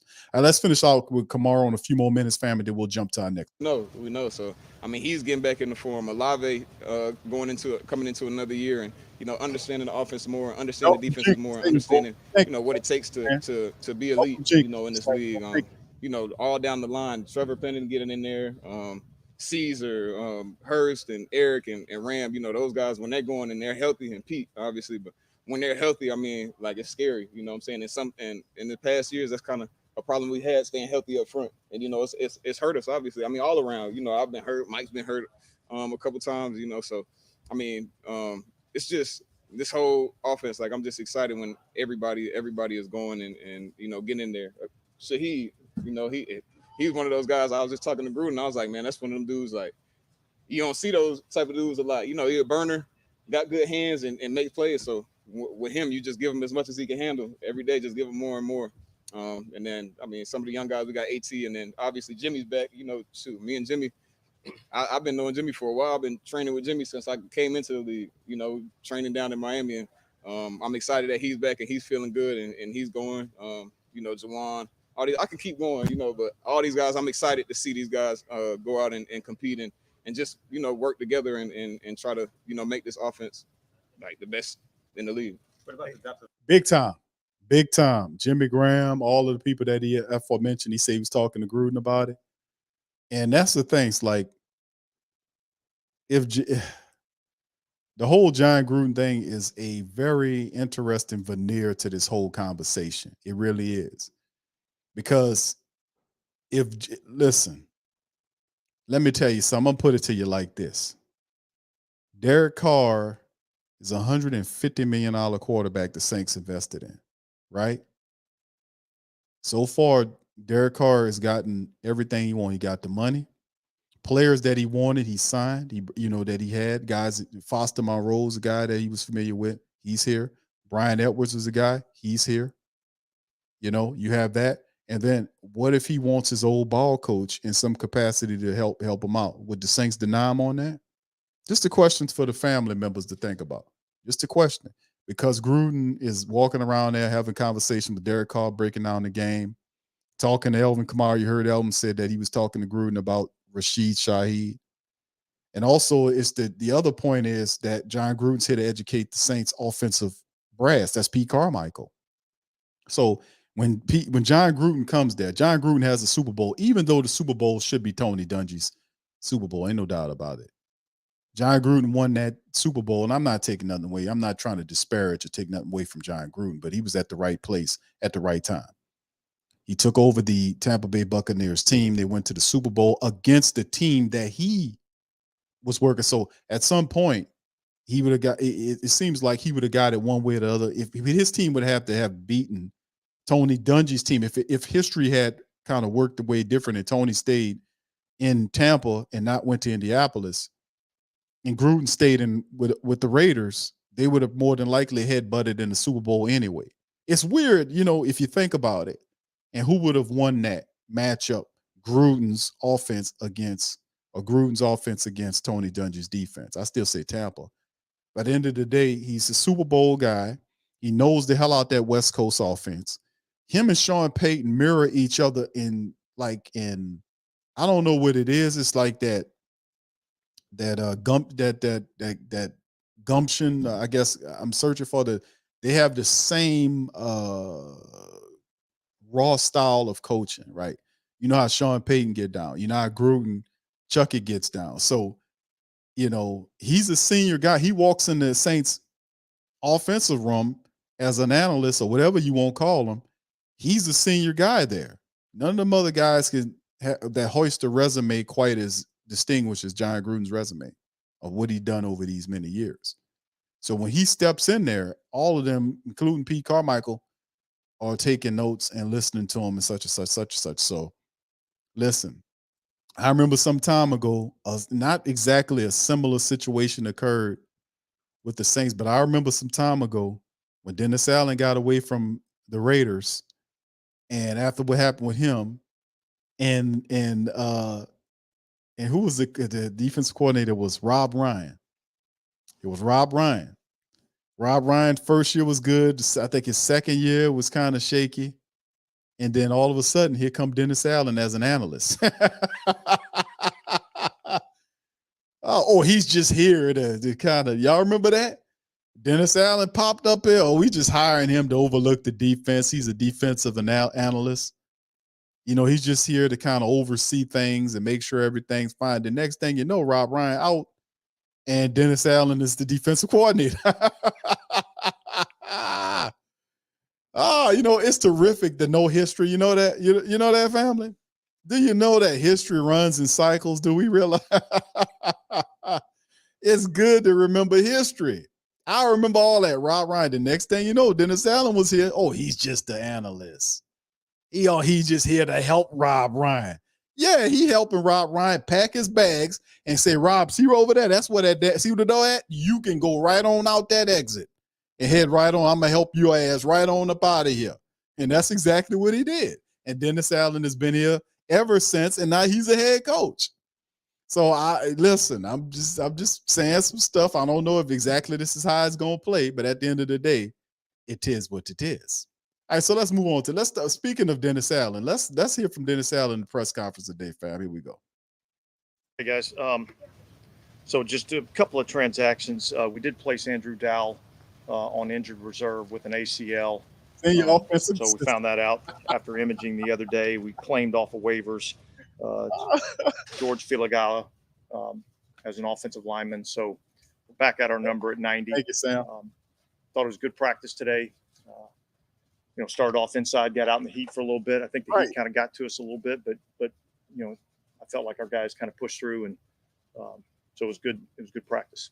Dennis, getting Cam done, getting the extension, what has it meant to you to work with him? What's he been like for you to work with in your time here? Yeah, he's been awesome. Shout out. He's been awesome. I mean, there's plenty of times that I can put the tape on in the middle of a team meeting and show a guy that that's been in this league as long as Cam has, and watch the way that guy practices and runs to the ball, and he just demonstrates everything that we're about with our program in terms of how we go about doing our business. He's been great in the community, great for our organization. I'm glad that we got him. Is he still at the level? Would you say he's still at his highest level? Well, I'd say he still plays at a very, very productive rate. He's still a guy that can is an extremely well-rounded defensive end. I still think he's the best well-rounded defensive end in our league in terms of just being able to play the run and rush the passer. So, and there's still plenty of snaps in that guy. So, I think it's good to have him. Mike Thomas having the day off, is that injury related? No, it's not injury related. It was a planned day off. Dennis, with Lynn Bowles Jr., will you give him like an opportunity to return like a punt, or it could seem like he's flashing a receiver out there? Yeah. Look, he's going to have some opportunities in the return game. He's going to have opportunities in other phases of special teams, as well as a receiver. And so, I like some of the things that I've seen out of him. To follow up on Cam's longevity, do you remember working with a player that has been able to produce for 13 seasons, and that you guys are confident that he can play for 15 years? What's the just about being able to stay in shape and also perform at the level he is? Yeah, look, I think it's a testament to him and the way that he takes care of his body. Well, first of all, I think it's a testament to his mom and dad. All right, because some of that is a genetic deal. But I think just the way that he works, the way he takes care of his body, there's really no off season for him. He trains year round, and his mentality, the way he goes about doing his business, is really what we're looking for. Dennis, why do you think Alvin's pass catching numbers have kind of taken a dip in the last 2 years? And is that something that you guys, with the new quarterback, can make the? Yeah, look, my expectation is that we're going to be able to utilize him in the passing game, much like Drew was able to utilize him in the passing game. That's something that we've put an emphasis on, and we'll continue to work on it. Is part of it just related to how much y'all had to rely on him as a runner the last couple of years, and just like the number of like the high workload that he had in that capacity? I don't know that that's a specific reason for it. There's probably a lot of variables that go into it. I will say this: I'm excited about the running back room that we have, and I think we've got a little bit more depth at that position than maybe what we've had in the past, and we got guys that can do a variety of things, and I think that'll benefit Alvin in terms of not having to have the same workload that he's had to have specifically as a runner. I think being able to have a little bit of that, we've probably been our best offensively when we've been able to kind of have a little bit of a running back by committee type of approach, and so I'm excited about that room. Yeah, it looked like obviously Cam wasn't out there today, but we had Tano and Carl getting the first 2 reps at the end. So what's the goal there in terms of, do you want to have a rotation? Do you want to have someone kind of own that spot across the camp? What's the ideal scenario? Well, number one, I'd start off, I'd say it's a hell of a day for Cam, right? I mean, he got a new contract and he got a day off. I mean, that's pretty good for him, right? Yeah, I think, we're trying to figure out who's going to be that guy that's going to play opposite Cam. Much like I just talked about in the running back room, I feel like we got some depth at that position. I feel like we've got guys that are fully capable of, stepping into that role. I think, when you look, Cam obviously has been the one player that's probably, gotten the most reps, on the defensive line.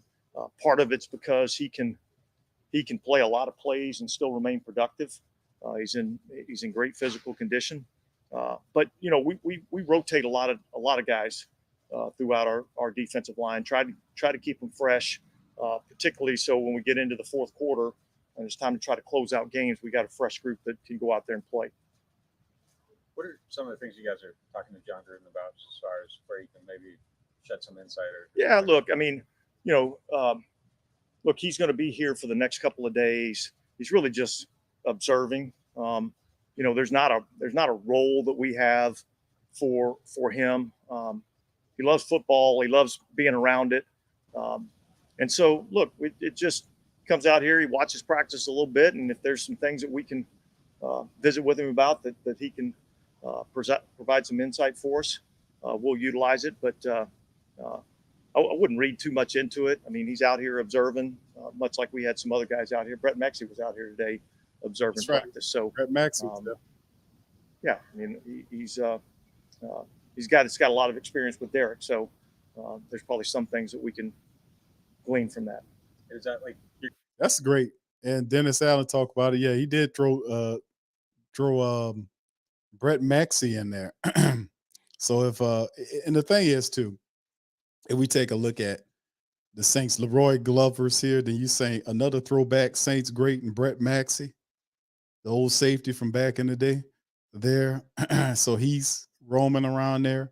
So the Saints got a lot of really good old school players and they're trying to help out. So it's a great energy of like guys from the past here to kind of help the Saints, whatever. And that's the great thing about it. It's like an open door. Like, come on, can you help us with these guys, get these guys together? And that's very positive. So the only thing I know is from our history standpoint, you bring a guy in, and Sean Payton was famous for this. He'll bring guys in, see how they look, and then next thing you know, they'll have a prolonged period of time. But with Gruden is different because the aforementioned things we talked about. But how could you not play or pay too much into it? Like DA is saying, oh, don't pay no attention to it. Don't look at the man behind the curtain there. He ain't. How could you not? I mean, it's John Gruden, who won the Super Bowl as a head coach, runs a really good West Coast style offense. It's very similar. The guy that he had for a lot of success with the Raiders is your current quarterback, who like John Gruden.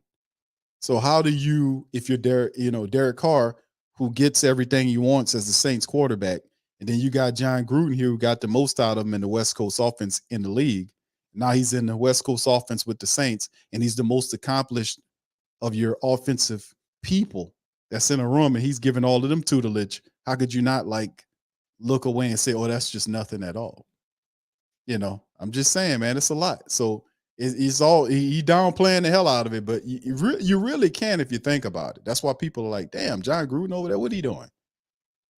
He just helping out Derek Carr. No. He doing a little bit more than helping out Derek Carr. You got to teach these philosophy. He can have the phone call to do that. Remember the big tuna used to do that with Sean Payton? Sean Payton would get on the phone with him and he'll have press conference. Yeah, I just got off the phone with Bill Parcells. He was telling me such and such and such and such. But it's his second time here, and then this time it's a longer time than the first time. Like I said, it's hard not to read too much into it, but we'll see. Your guys' store will be open for that in October, November. Like, if you wanted to pop in and just observe. Yeah, look, I think we're getting out ahead of ourselves. Yeah. I mean, we'll be here for I think 3 days. A couple of days, 2 days. And Again, he just loves being around football. I think it's a little bit more than that, DA. He gonna be around here a couple of days. A couple is 2, right? A couple of days is 2. Then it became 3. Then next week it's gonna be, oh, we decided to keep him for. He gonna be around here for the summation of training camp. Oh, the next thing you know, oh, well, he gonna be here for preseason too. He's just watching and see how things go, catching up with the speed of the game. So and I'm just joking about it, but anytime, like I said, when you bring John Gruden around here and what he knows offensively speaking, and like the family member astutely mentioned that him and Sean Payton come from the same, come from right up under the same school of thought. Those guys are, like when they played each other, they usually get up to play each other. And now he's here with Carr and all of the weapons the Saints have. It's hard for the average family member not to get a little bucked and excited about the fact that John Gruden's here. Now, of course, we know there's those certain situations of revolving around John Gruden that the Saints are very aware of. But like one of the family members in the Great Saint Think Tank is such an intelligent group of people, they astutely mentioned that this is just them acclimating you to the process, testing them waters. It was a couple, then it was 3. Oh, it ain't nothing. Oh, but it ain't. Oh, he got a Saint hat and the shirt on, and yeah. Next thing you know is, oh, he's a member of our offensive staff now. Oh, he's just an analyst. He's just gonna come in and, this is not nothing that's new. It's just this guy's a bigger name. Because we've had guys that came here before. Remember, we had Chaney. That's the guy. Because Sean Payton was really good at that. Sean Payton had so many connections. He would go and get these old coaches that he knew and liked and that mentored him, and he would bring them in as analysts.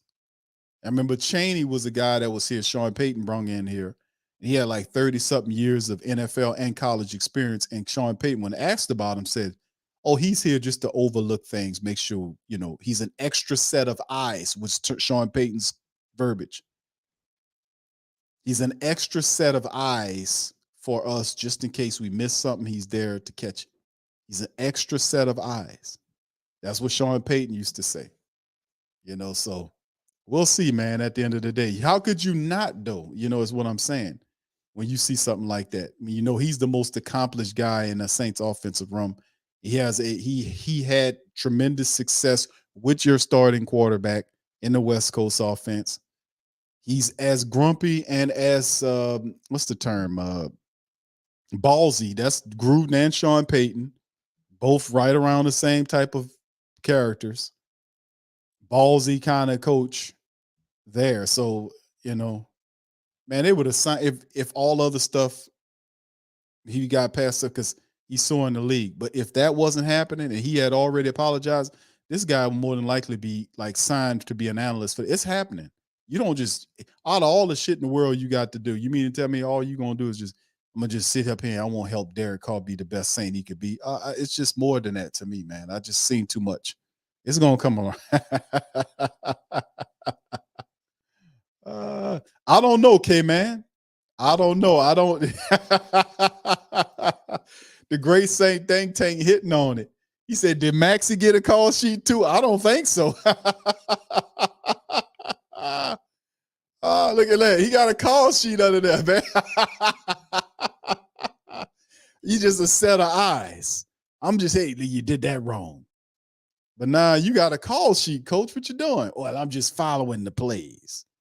I'm just making sure, see this play. I'm just explaining this to him so he would know what to do.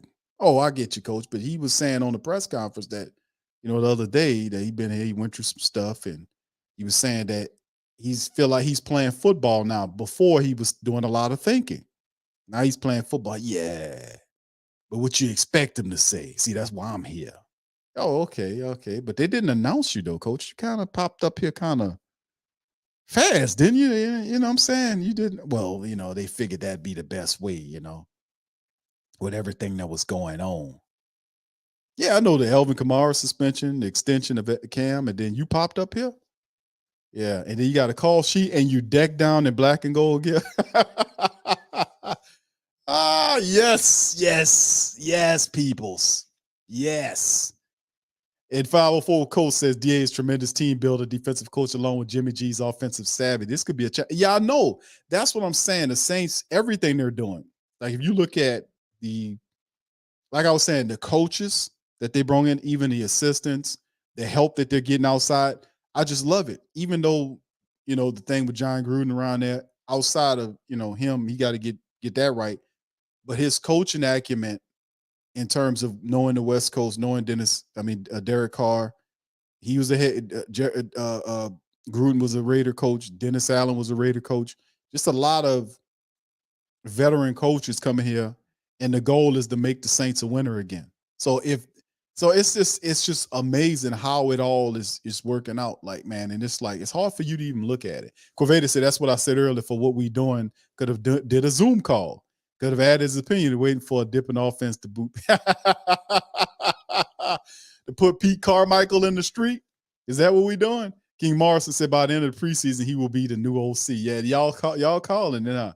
Week 6, Carmichael's taking a leave of absence from the team due to family issues. John Gruden will be our interim offensive coordinator for the remainder of the season. And how the hell would that look as an offense? You don't think John? Let me tell you something, fam. Dennis Allen just said that John Gruden loves football. He just loves football, right? You don't think John Gruden look at his eyes on, he bucking eyes right here on this picture right here. Look at Gruden's eyes here. He bucking them right now. You don't think John Gruden looking at the Saints, look at his face on. Look at his face. He like, oh my God, the Saints offense. Oh my goodness, Michael Thomas, Alvin Kamara, Jamal Williams. Oh my good, Rashid Shaheed, Taysom Hill, Foster's here, Jawan Johnson, Jimmy Graham, Kendre Miller. Oh my God, he look at him, his face be bucking eyes, and he excited right now. On this picture, looking at out the field at all of John Gruden ain't never had nothing like what he looking at right now. That's why he looking like that. He ain't never had nothing like what he looking at, the Saints offense. You mean to tell me he gonna look at that and then walk out the door? Yeah, that's right. That's right, kid. He drooling. Oh, my goodness. Oh, Lord, man, what's going? Oh, my goodness. And he just loves football. That's Dennis Allen words. You think John Gruden gonna walk out the door after seeing all this? Seeing all of the talent? That man ain't never had nothing like this. Never. He gonna figure a way to get in there. Yeah, look at his face, bro. Look, John Gruden is bucking. He's bucking them, bro. Let me see if I can get this picture. Let me see if I can get close on in the picture. Look, y'all, look. This close as I can get right there. You see that? Look at it. Look at Gruden, man. I got up close and personal so y'all can see it. Look at him. Boy, Gruden bucking. He going, oh my God, what's going on, man? Man, that's all this. Yeah, all these people around here. My God, oh my goodness. He never had nothing like this. Look at his face, man. Oh, yeah, J-Rock, he bucking his eyes, baby. He bucking them, man. He bucking them. Boy, John Gruden ain't never, yeah, the eyes big. He ain't never seen nothing like this. And you gonna just walk out the door? You ain't gonna want you see what I'm saying? We gonna see, fam. 504 says Gruden is an alpha, Carmichael's a beta. Yeah, he says don't bow down to a beta under no. But see, that's the thing, though. See, Pete Carmichael is not going to buck John Gruden, even though Pete's the offensive coordinator. That's not his character. Pete Carmichael knows that Gruden in that room is the more experienced man. That's why he's here teaching Carr. And, if Dennis Allen felt like Carr didn't need any help, that Carmichael can handle it, then why is Gruden here? You see what I'm saying? Because Pete knows the Sean Payton offense and the West Coast offense. Carr played in that offense for a lot of years. Shouldn't be that hard for Pete to teach Carr the right offense to utilize. Shouldn't be that hard, right? I'm just saying, because Pete's been here for years under Sean Payton. He's already ingratiated himself to Derek Carr, told him he's going to run the plays that he's familiar with. Carr is a fast learner based on how he had 5 offensive coordinators during his time with the Raiders. Pete makes 6 with the Saints, had 6 coordinators in 10 years. If you look at his statistics were still very good. Very, some were better than others, but very decent statistics, even though he was switching offensive coordinators like that, which means he was learning new schemes and new systems. So they're telling us the reason for John being here is because he's helping Carr learn the Saints offense better. Wouldn't that be Pete Carmichael's good enough to do that? Or is that just something else where they're just telling you that until they can get you lukewarm ready for when John Gruden joins it as a senior member of the offensive room? I'm just saying, I'm just throwing stuff out here. How could you not? All right, Rich, thank you, bro. Says Q, with the talent we got, we need an alpha male to lead. See? Thank you, brother. Appreciate you. Let me give you the run it out. Yeah, boy. Thank you, bro. Appreciate you with the super chat there, my brother Rich Rule. Shout out to you. Yeah, and I'm just saying, commonsensically speaking on the John Gruden thing. Pete Carmichael is, and him and RC, Ronald Curry, who's the passing game coordinator, are intelligent enough. They've been acclimated to the Sean Payton, especially Pete Carmichael. There is no other person on the planet that knows Sean Payton's offense better than Pete Carmichael, except for Drew Brees. Man, let's throw that in there. The only other a person that knows Sean's system better than, not better than Sean, but as much as or probably on that level than Pete Carmichael is Drew Brees. Let's get that understood. Drew mastered that system. Pete Carmichael knows that system. He just doesn't have the aggression or the aggressive play calling mentality like a Sean Payton has. He's more conservative on his approach. He's more conservative. So him getting in, him and Ronald Curry getting together with Derek Carr there or something. But what if another just what if? But what if another component to this is Derek Carr wants John Gruden to be there? You tell him no? I'm just saying, you didn't give him everything else. Would he stop asking? What if Gruden is here because Carr asked for him to be? Just saying. This is being portrayed like it's a Dennis Allen idea. But I'm just saying, just throwing it out there, what if it isn't entirely Dennis Allen? What if it's a Derek Carr idea that inspired it to Dennis Allen to bring Gruden in here? Because the first time he snuck in, snuck out. That's cool. How many more lessons we got to see from you? Because you was here before months ago? And now you're back here staying for 3 days. At first it was a couple days, now it's 3 days. So it's interesting, man. We're going to see, man. I'm just throwing a little something out there to the people. Rage Raider says Gruden had a better offense with Raiders and defense with Gannon. Rice, Tim Brown, and defense was top 10.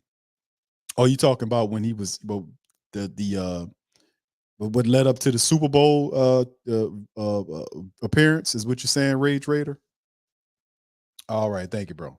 All right. Fax says Quavadas. Thank you, bro. J-Rock says Gruden is going to play Stay by Jodas. Yes, indeed. Yes, indeed. But I'm saying, look at John Gruden's face, family. Yeah, I know the Raiders South. How about that, Quavadas? He says they got, Curry. Yeah, you throwing Curry. Curry was a wide receiver from the Raiders. So you got Dennis Allen from over there. You got Woods, who was there with Dennis. You got Robertson. Yeah. You got Carr, Monroe, Edwards, and now Gruden. Yeah, it's definitely a pipeline. But this is the ultimate one right here because this guy has a Super Bowl trophy, and he's more distinguished than your entire offensive room in terms of the coaching staff. And he's sitting up there. Look at him. Look how he's looking at. Man, I gotta disagree, Rage. Rage is saying that he had Rich Gannon, and I hear you on that. No disrespect. Rich Gannon was a good quarterback. I'm not mad at what you had with the but listen, you got to admit, Rage Raider, that You got all these people here. Look at your former coach's face here. You got Alvin Kamara, hey, listen, Alvin Kamara, Jamal Williams, Kendre Miller, Taysom Hill, Foster Monroe, Jawan Johnson is the league's best kept secret. Michael Thomas, who's healthy, Chris Olave, Rashid Shaheed, who's another up and comer that's there. They got all these people in the offense, and John Gruden, look at his face. Yeah. He said, I'm a huge Carr fan, so now I'll keep my eye out for the Raiders to win big with high. That's what. Okay. Thank you, brother. Appreciate you there. Thank you, man. Good to see a lot of the Raider family members, man. I always invite the Raider family members to give their, critique of our current quarterback, because they know his good and his bad. So if feel free to throw it out there, man. We here to learn. All right. Okay, K-Man said this is the most interesting news. I know. And that's the thing. And it was all behind everything else, right? Elvin's suspension, Cam's extension, and then John Gruden decked down in Saint gear, but with his face looking like this. All right. Miller 2L says Jamal was looking kind of fishy the way he was walking today. Okay. All right. You thinking he might have some issue? Yeah, this is definitely it, man. Yeah, I know, Quavatus, his car's 10-year vet. He don't need that many classes. I know. See, that's how I'm saying something wrong. You had the guy been in the league. I can understand if it was a new quarterback that you had to, you kind of walk, you got to hold his hand, right? Carr's in his 10th year. So I'm just throwing this out here, man, because this is how I think. Like, so you telling me that Gruden is here to help Carr acclimate. He did that a few weeks ago when he came here and dipped in here and then dipped out. Now he's back for 2 days at first, and now it's 3 days here just to oversee and overlook, just to see what's going on and to work with Carr. If he loved football, man, John Gruden look at his face. He wants every bit to be affiliated with the Saints, to the fact that he wearing the goddamn gear. Yeah, he said, looking like he took. Yeah. Oh yeah, Kendre Miller is awesome, man. Listen, listen. I'm just saying, listen, the overall energy of the team, like all of the stuff that they're doing, not just the personnel. Like the Saints have added, they brought in Carr, they got the leader at the quarterback, the guy that can get the deep ball out there. Michael Thomas is healthy. Chris Olave and Rashid Shaheed is due to have, even though they're going through sophomore years, we're looking at them. The Saints, from an offensive standpoint, they brought all their guys back on the offensive line, rework contracts to kind of solidify that line. They brought a lot of depth in here, a couple of veteran offensive linemen in here. So they're looking at that. There's a lot. Each room is loaded with competition. The tight end room has three guys that's going to make the team. I don't think you cut any of those guys if they're healthy. Taysom is a weapon in this. And listen, I said all that, and Jimmy Graham's there too. Jimmy Graham, I forgot to throw Jimmy Graham in there. That's right, Jimmy Graham is there too. That's why John Gruden looking like this, because he out there watching all of the stuff and saying, man, this could be something special, because all of the football that Coach Gruden and even any experienced coach or any experienced family member that's watching know, hey, man, this got the makings to look like this could be something spectacular, and I want a part of it. That's what that look like to me. That's what that looks like. That look that he's having looks like to me, that he's really digging on what the Saints have, because John Gruden don't have. They can go somewhere else and do other things, and he's there trying to talk about, I'm trying to help Derek Carr, who's been in the league for 10 years, acclimate to a West Coast offense in which he's familiar with the verbiage, which he should be already getting, because he said he's getting most of the verbiage. He said that in multiple interviews we play here, unless he's lying. So at the end of the day, man, I think it's a little bit more, but outside of that, it's super uber special what the Saints are building here. And I'm not just talking about the players that I mentioned. I'm talking about the assistant coaches around the players too. The guys that they brought in, man, it's a fire energy that's around the team. And hopefully we could take all of this and then ball it together and then focalize it and then use it to shoot right through and knock all the feathers off the Atlanta Falcons. I like them old buzzards from the Looney Tune movies. Going to take all that energy and ball it into a stream, an energy beam, and focalize it and just shoot it right at the Atlanta Falcons and knock all the feathers off of. That's what we're going to do. And then we're going to turn it on to everybody else. There you go. All right, so anyway, with that being said, fam, let me go on my quick recap right here and go over the rest of it. We covered the Saints news, camp day notes, a lot of stuff shaking and baking, like good stuff happening in camp today. We also went over the Alvin Kamara suspension for 3 games. We covered that. We went over Cam getting his money, 2-year extension at $27.5 million. We got him. Congratulations to Cam. He had a beautiful speech, a part of the speech that we played early in the show. And you can see him right toward the end there. He got a little teary-eyed. But Cam, you the man. We love you, brother. Thank you. And then, of course, we talked about the man, the myth, the legend, John Gruden coming here to oversee Derek Carr to help him in the Saints building.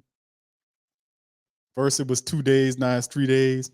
And something tell me it's going to be extended. And if he leaves after the 3rd day, you're going to definitely be back for much later. He ain't going to just peer off and leave after watching this.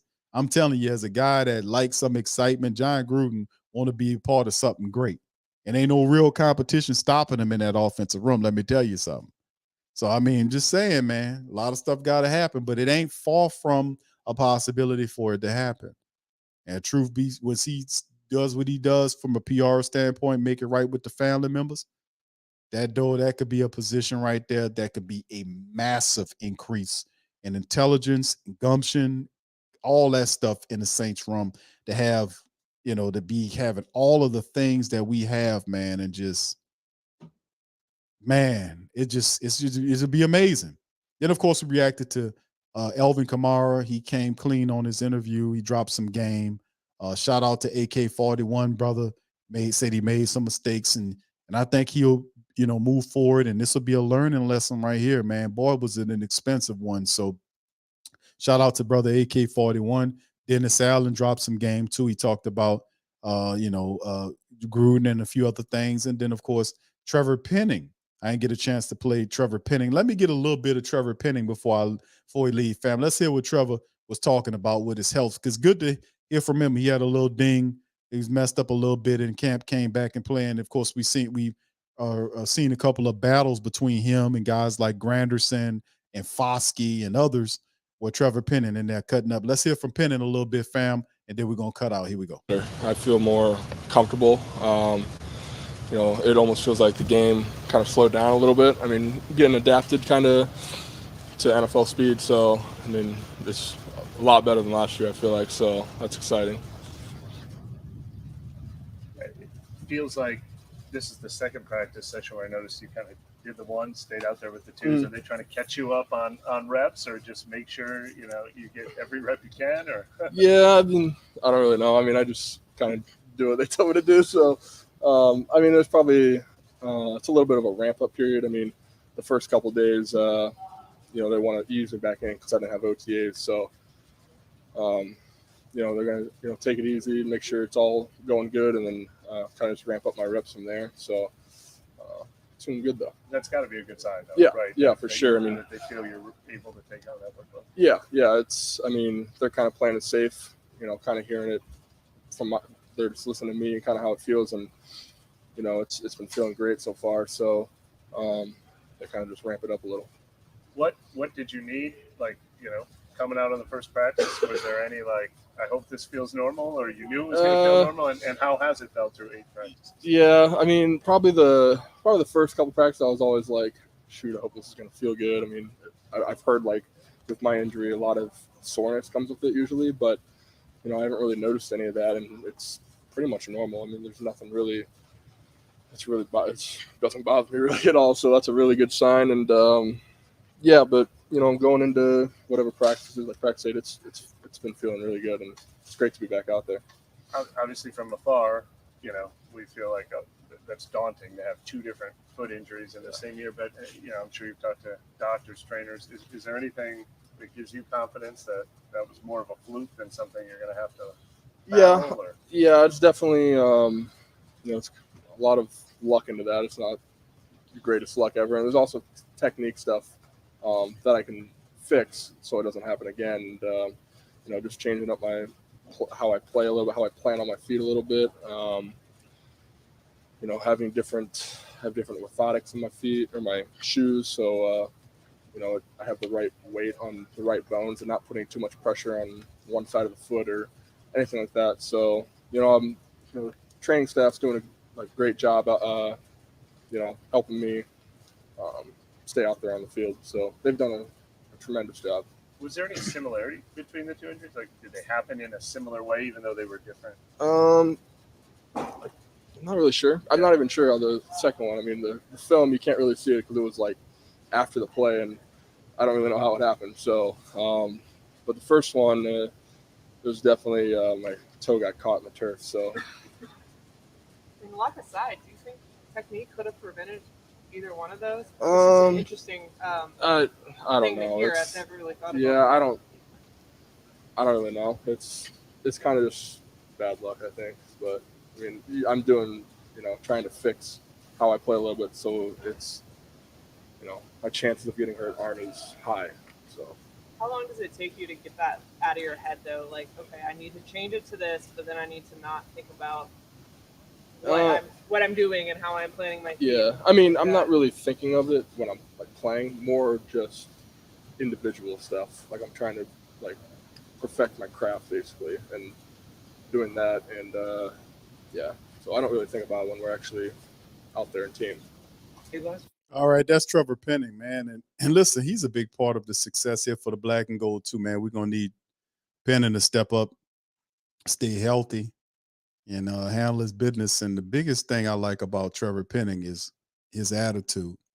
He brings that nastiness, but like they had a couple of situations that happened last year with Penning, and they got on him, and then he never had those issues again. But then also he did get hurt later on, and then he came back toward the back end, and even started the final game of last year for the Saints. But this year they're counting on Penning to be, the guy, to kind of help create those bookends between him and Ramczyk. So, him there, you can see very much a young guy, but athletic, strong, very fundamental. Got to get through some of these injuries. He's looking good. He's 100% healthy now. So it's good to see Trevor Penning, out there doing what he do. There's a couple of battles that I was looking at the tape on with him and Carl Granderson. I seen him and Granderson. I seen one with him and Foskey. He's seen different ones, that you're like, okay, this is intriguing. But this guy know what he's doing, man. He just got to get more game reps to help out. So the Saints have a very good, we got veterans like Andrews P got to get healthy, healthy at the strain. Cesar Ruiz is stepping his game up. He wants a contract. So Cesar in this final year here, the Saints declined his option. He wants a contract. I think the Saints ultimately will pay him. I don't think they'll break the bank for him, but I think the Saints will want to sign a first round draft pick. People forget that Cesar is a first round pick. He looks really good at the guard position. He's going to look even better too. And I dare say this too, family. I think Saints give Cesar Ruiz his paper before the year ends. I'm going to just throw that out there. I think the deal happens because Cesar Ruiz he just stays healthy. He got Jari Evans there that'll help him be even better. He's playing with confidence now because he had to adapt to a whole nother position. Remember, he was drafted as a center. He never played guard before. Now he's playing guard, and at first he struggled, and now he knows what he's doing. The Saints got him locked in there. So he's playing a lot better. Eric McCoy got his paper, so he's straight for the next several years. We know Andrews will be out of here next year. Nick Seldaveri's healthy, so he's playing. So the Saints have a solid line of a mixture of veterans there, and then Ryan Ramczyk. And then, of course, Ryan Ramczyk needs to step up too. Ryan Ramczyk making way too much money to be playing as mediocre as he's been playing over the, it just, Ramczyk got to step it up, man.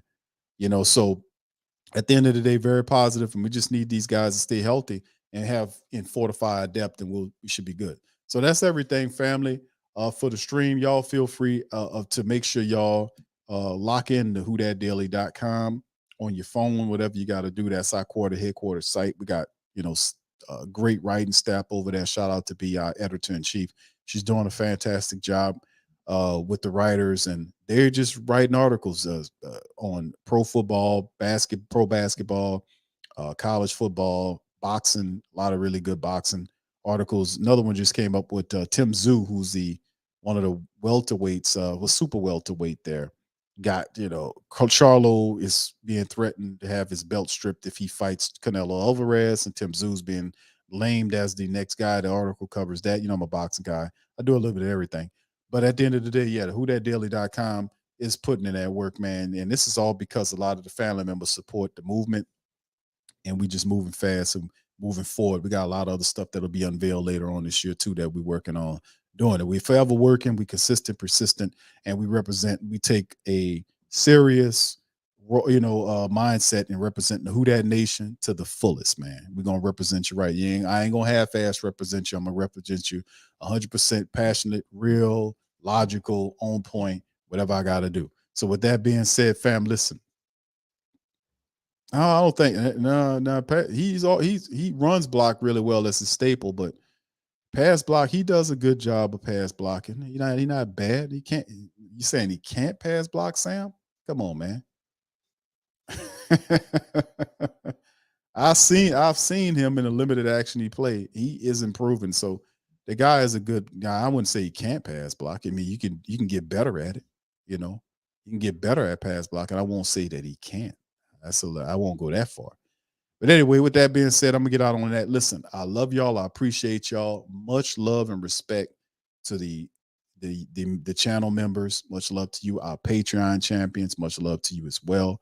Thank y'all for your financial donations that help the movement move forward. And also thank you to the rest of the family members for sharing the articles, subscribing, and putting us up there with, so people will know where we are. We've been doing it for a long time now, and we ain't going nowhere. We all moving forward together. It's the Who Dat Nation United. So with that being said, I'm going to get out on that. I appreciate y'all kindly. Thank you kindly. I'm going to holler at y'all on the flip side, man. Might be back. We're going to probably be back tomorrow with a shorter stream. I got Ring Kings Boxing. We're going to be doing the show on Ring Kings Boxing tomorrow. Be looking out for that. Ring Kings Boxing will be covering all the latest boxing news and notes and all this kind of great stuff. So we'll be back on that. But y'all hit y'all notification bells for future content. Much love and Who Dat. Yeah. Boogie like Benson, I'm a Who Dat. I'm a Who Dat. Long as I'm living, I'm a Who Dat. Lose or winning, I'm a Who Dat. Sports coma, yeah, this is where we do that. Where we do that, where we do that, where we do that, where we do that, where we do that. Boogie like Benson, I'm a Who Dat. I'm a Who Dat. Sports coma, this is where we do that. Where we do that. Welcome, welcome, welcome. Somebody please better help. Running this thing like Alvin. I thank God every day I'm not a Falcon. Go to YouTube live with Big Q and the guys. If you ain't ride or die, the bandwagon get flipped. Been marching in, that was way for the ring. I was yelling out your shame for the championship. Bucking on town, duck down. Falcons pluck, get shut down. Panthers ain't much touchdown.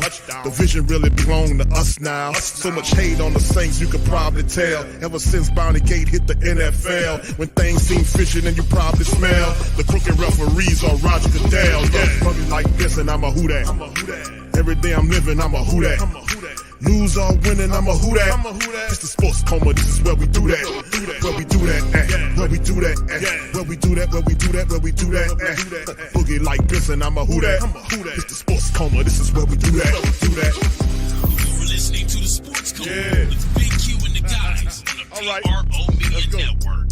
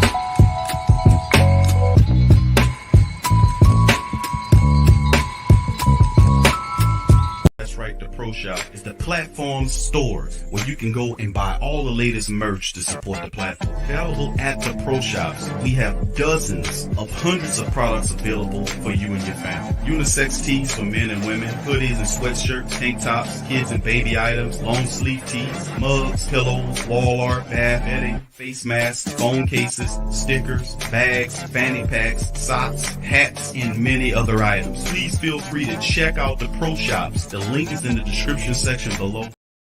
TheWhoThatDaily.com. That's right, TheWhoThatDaily.com. Your one-stop shop for everything New Orleans Saints, New Orleans Pelicans, LSU Tigers, and even the top flight boxing news. So if you're a Who That and you're looking for a place to stay up on your team, TheWhoThatDaily.com is your site. TheWhoThatDaily.com for the sport Who That in all of us.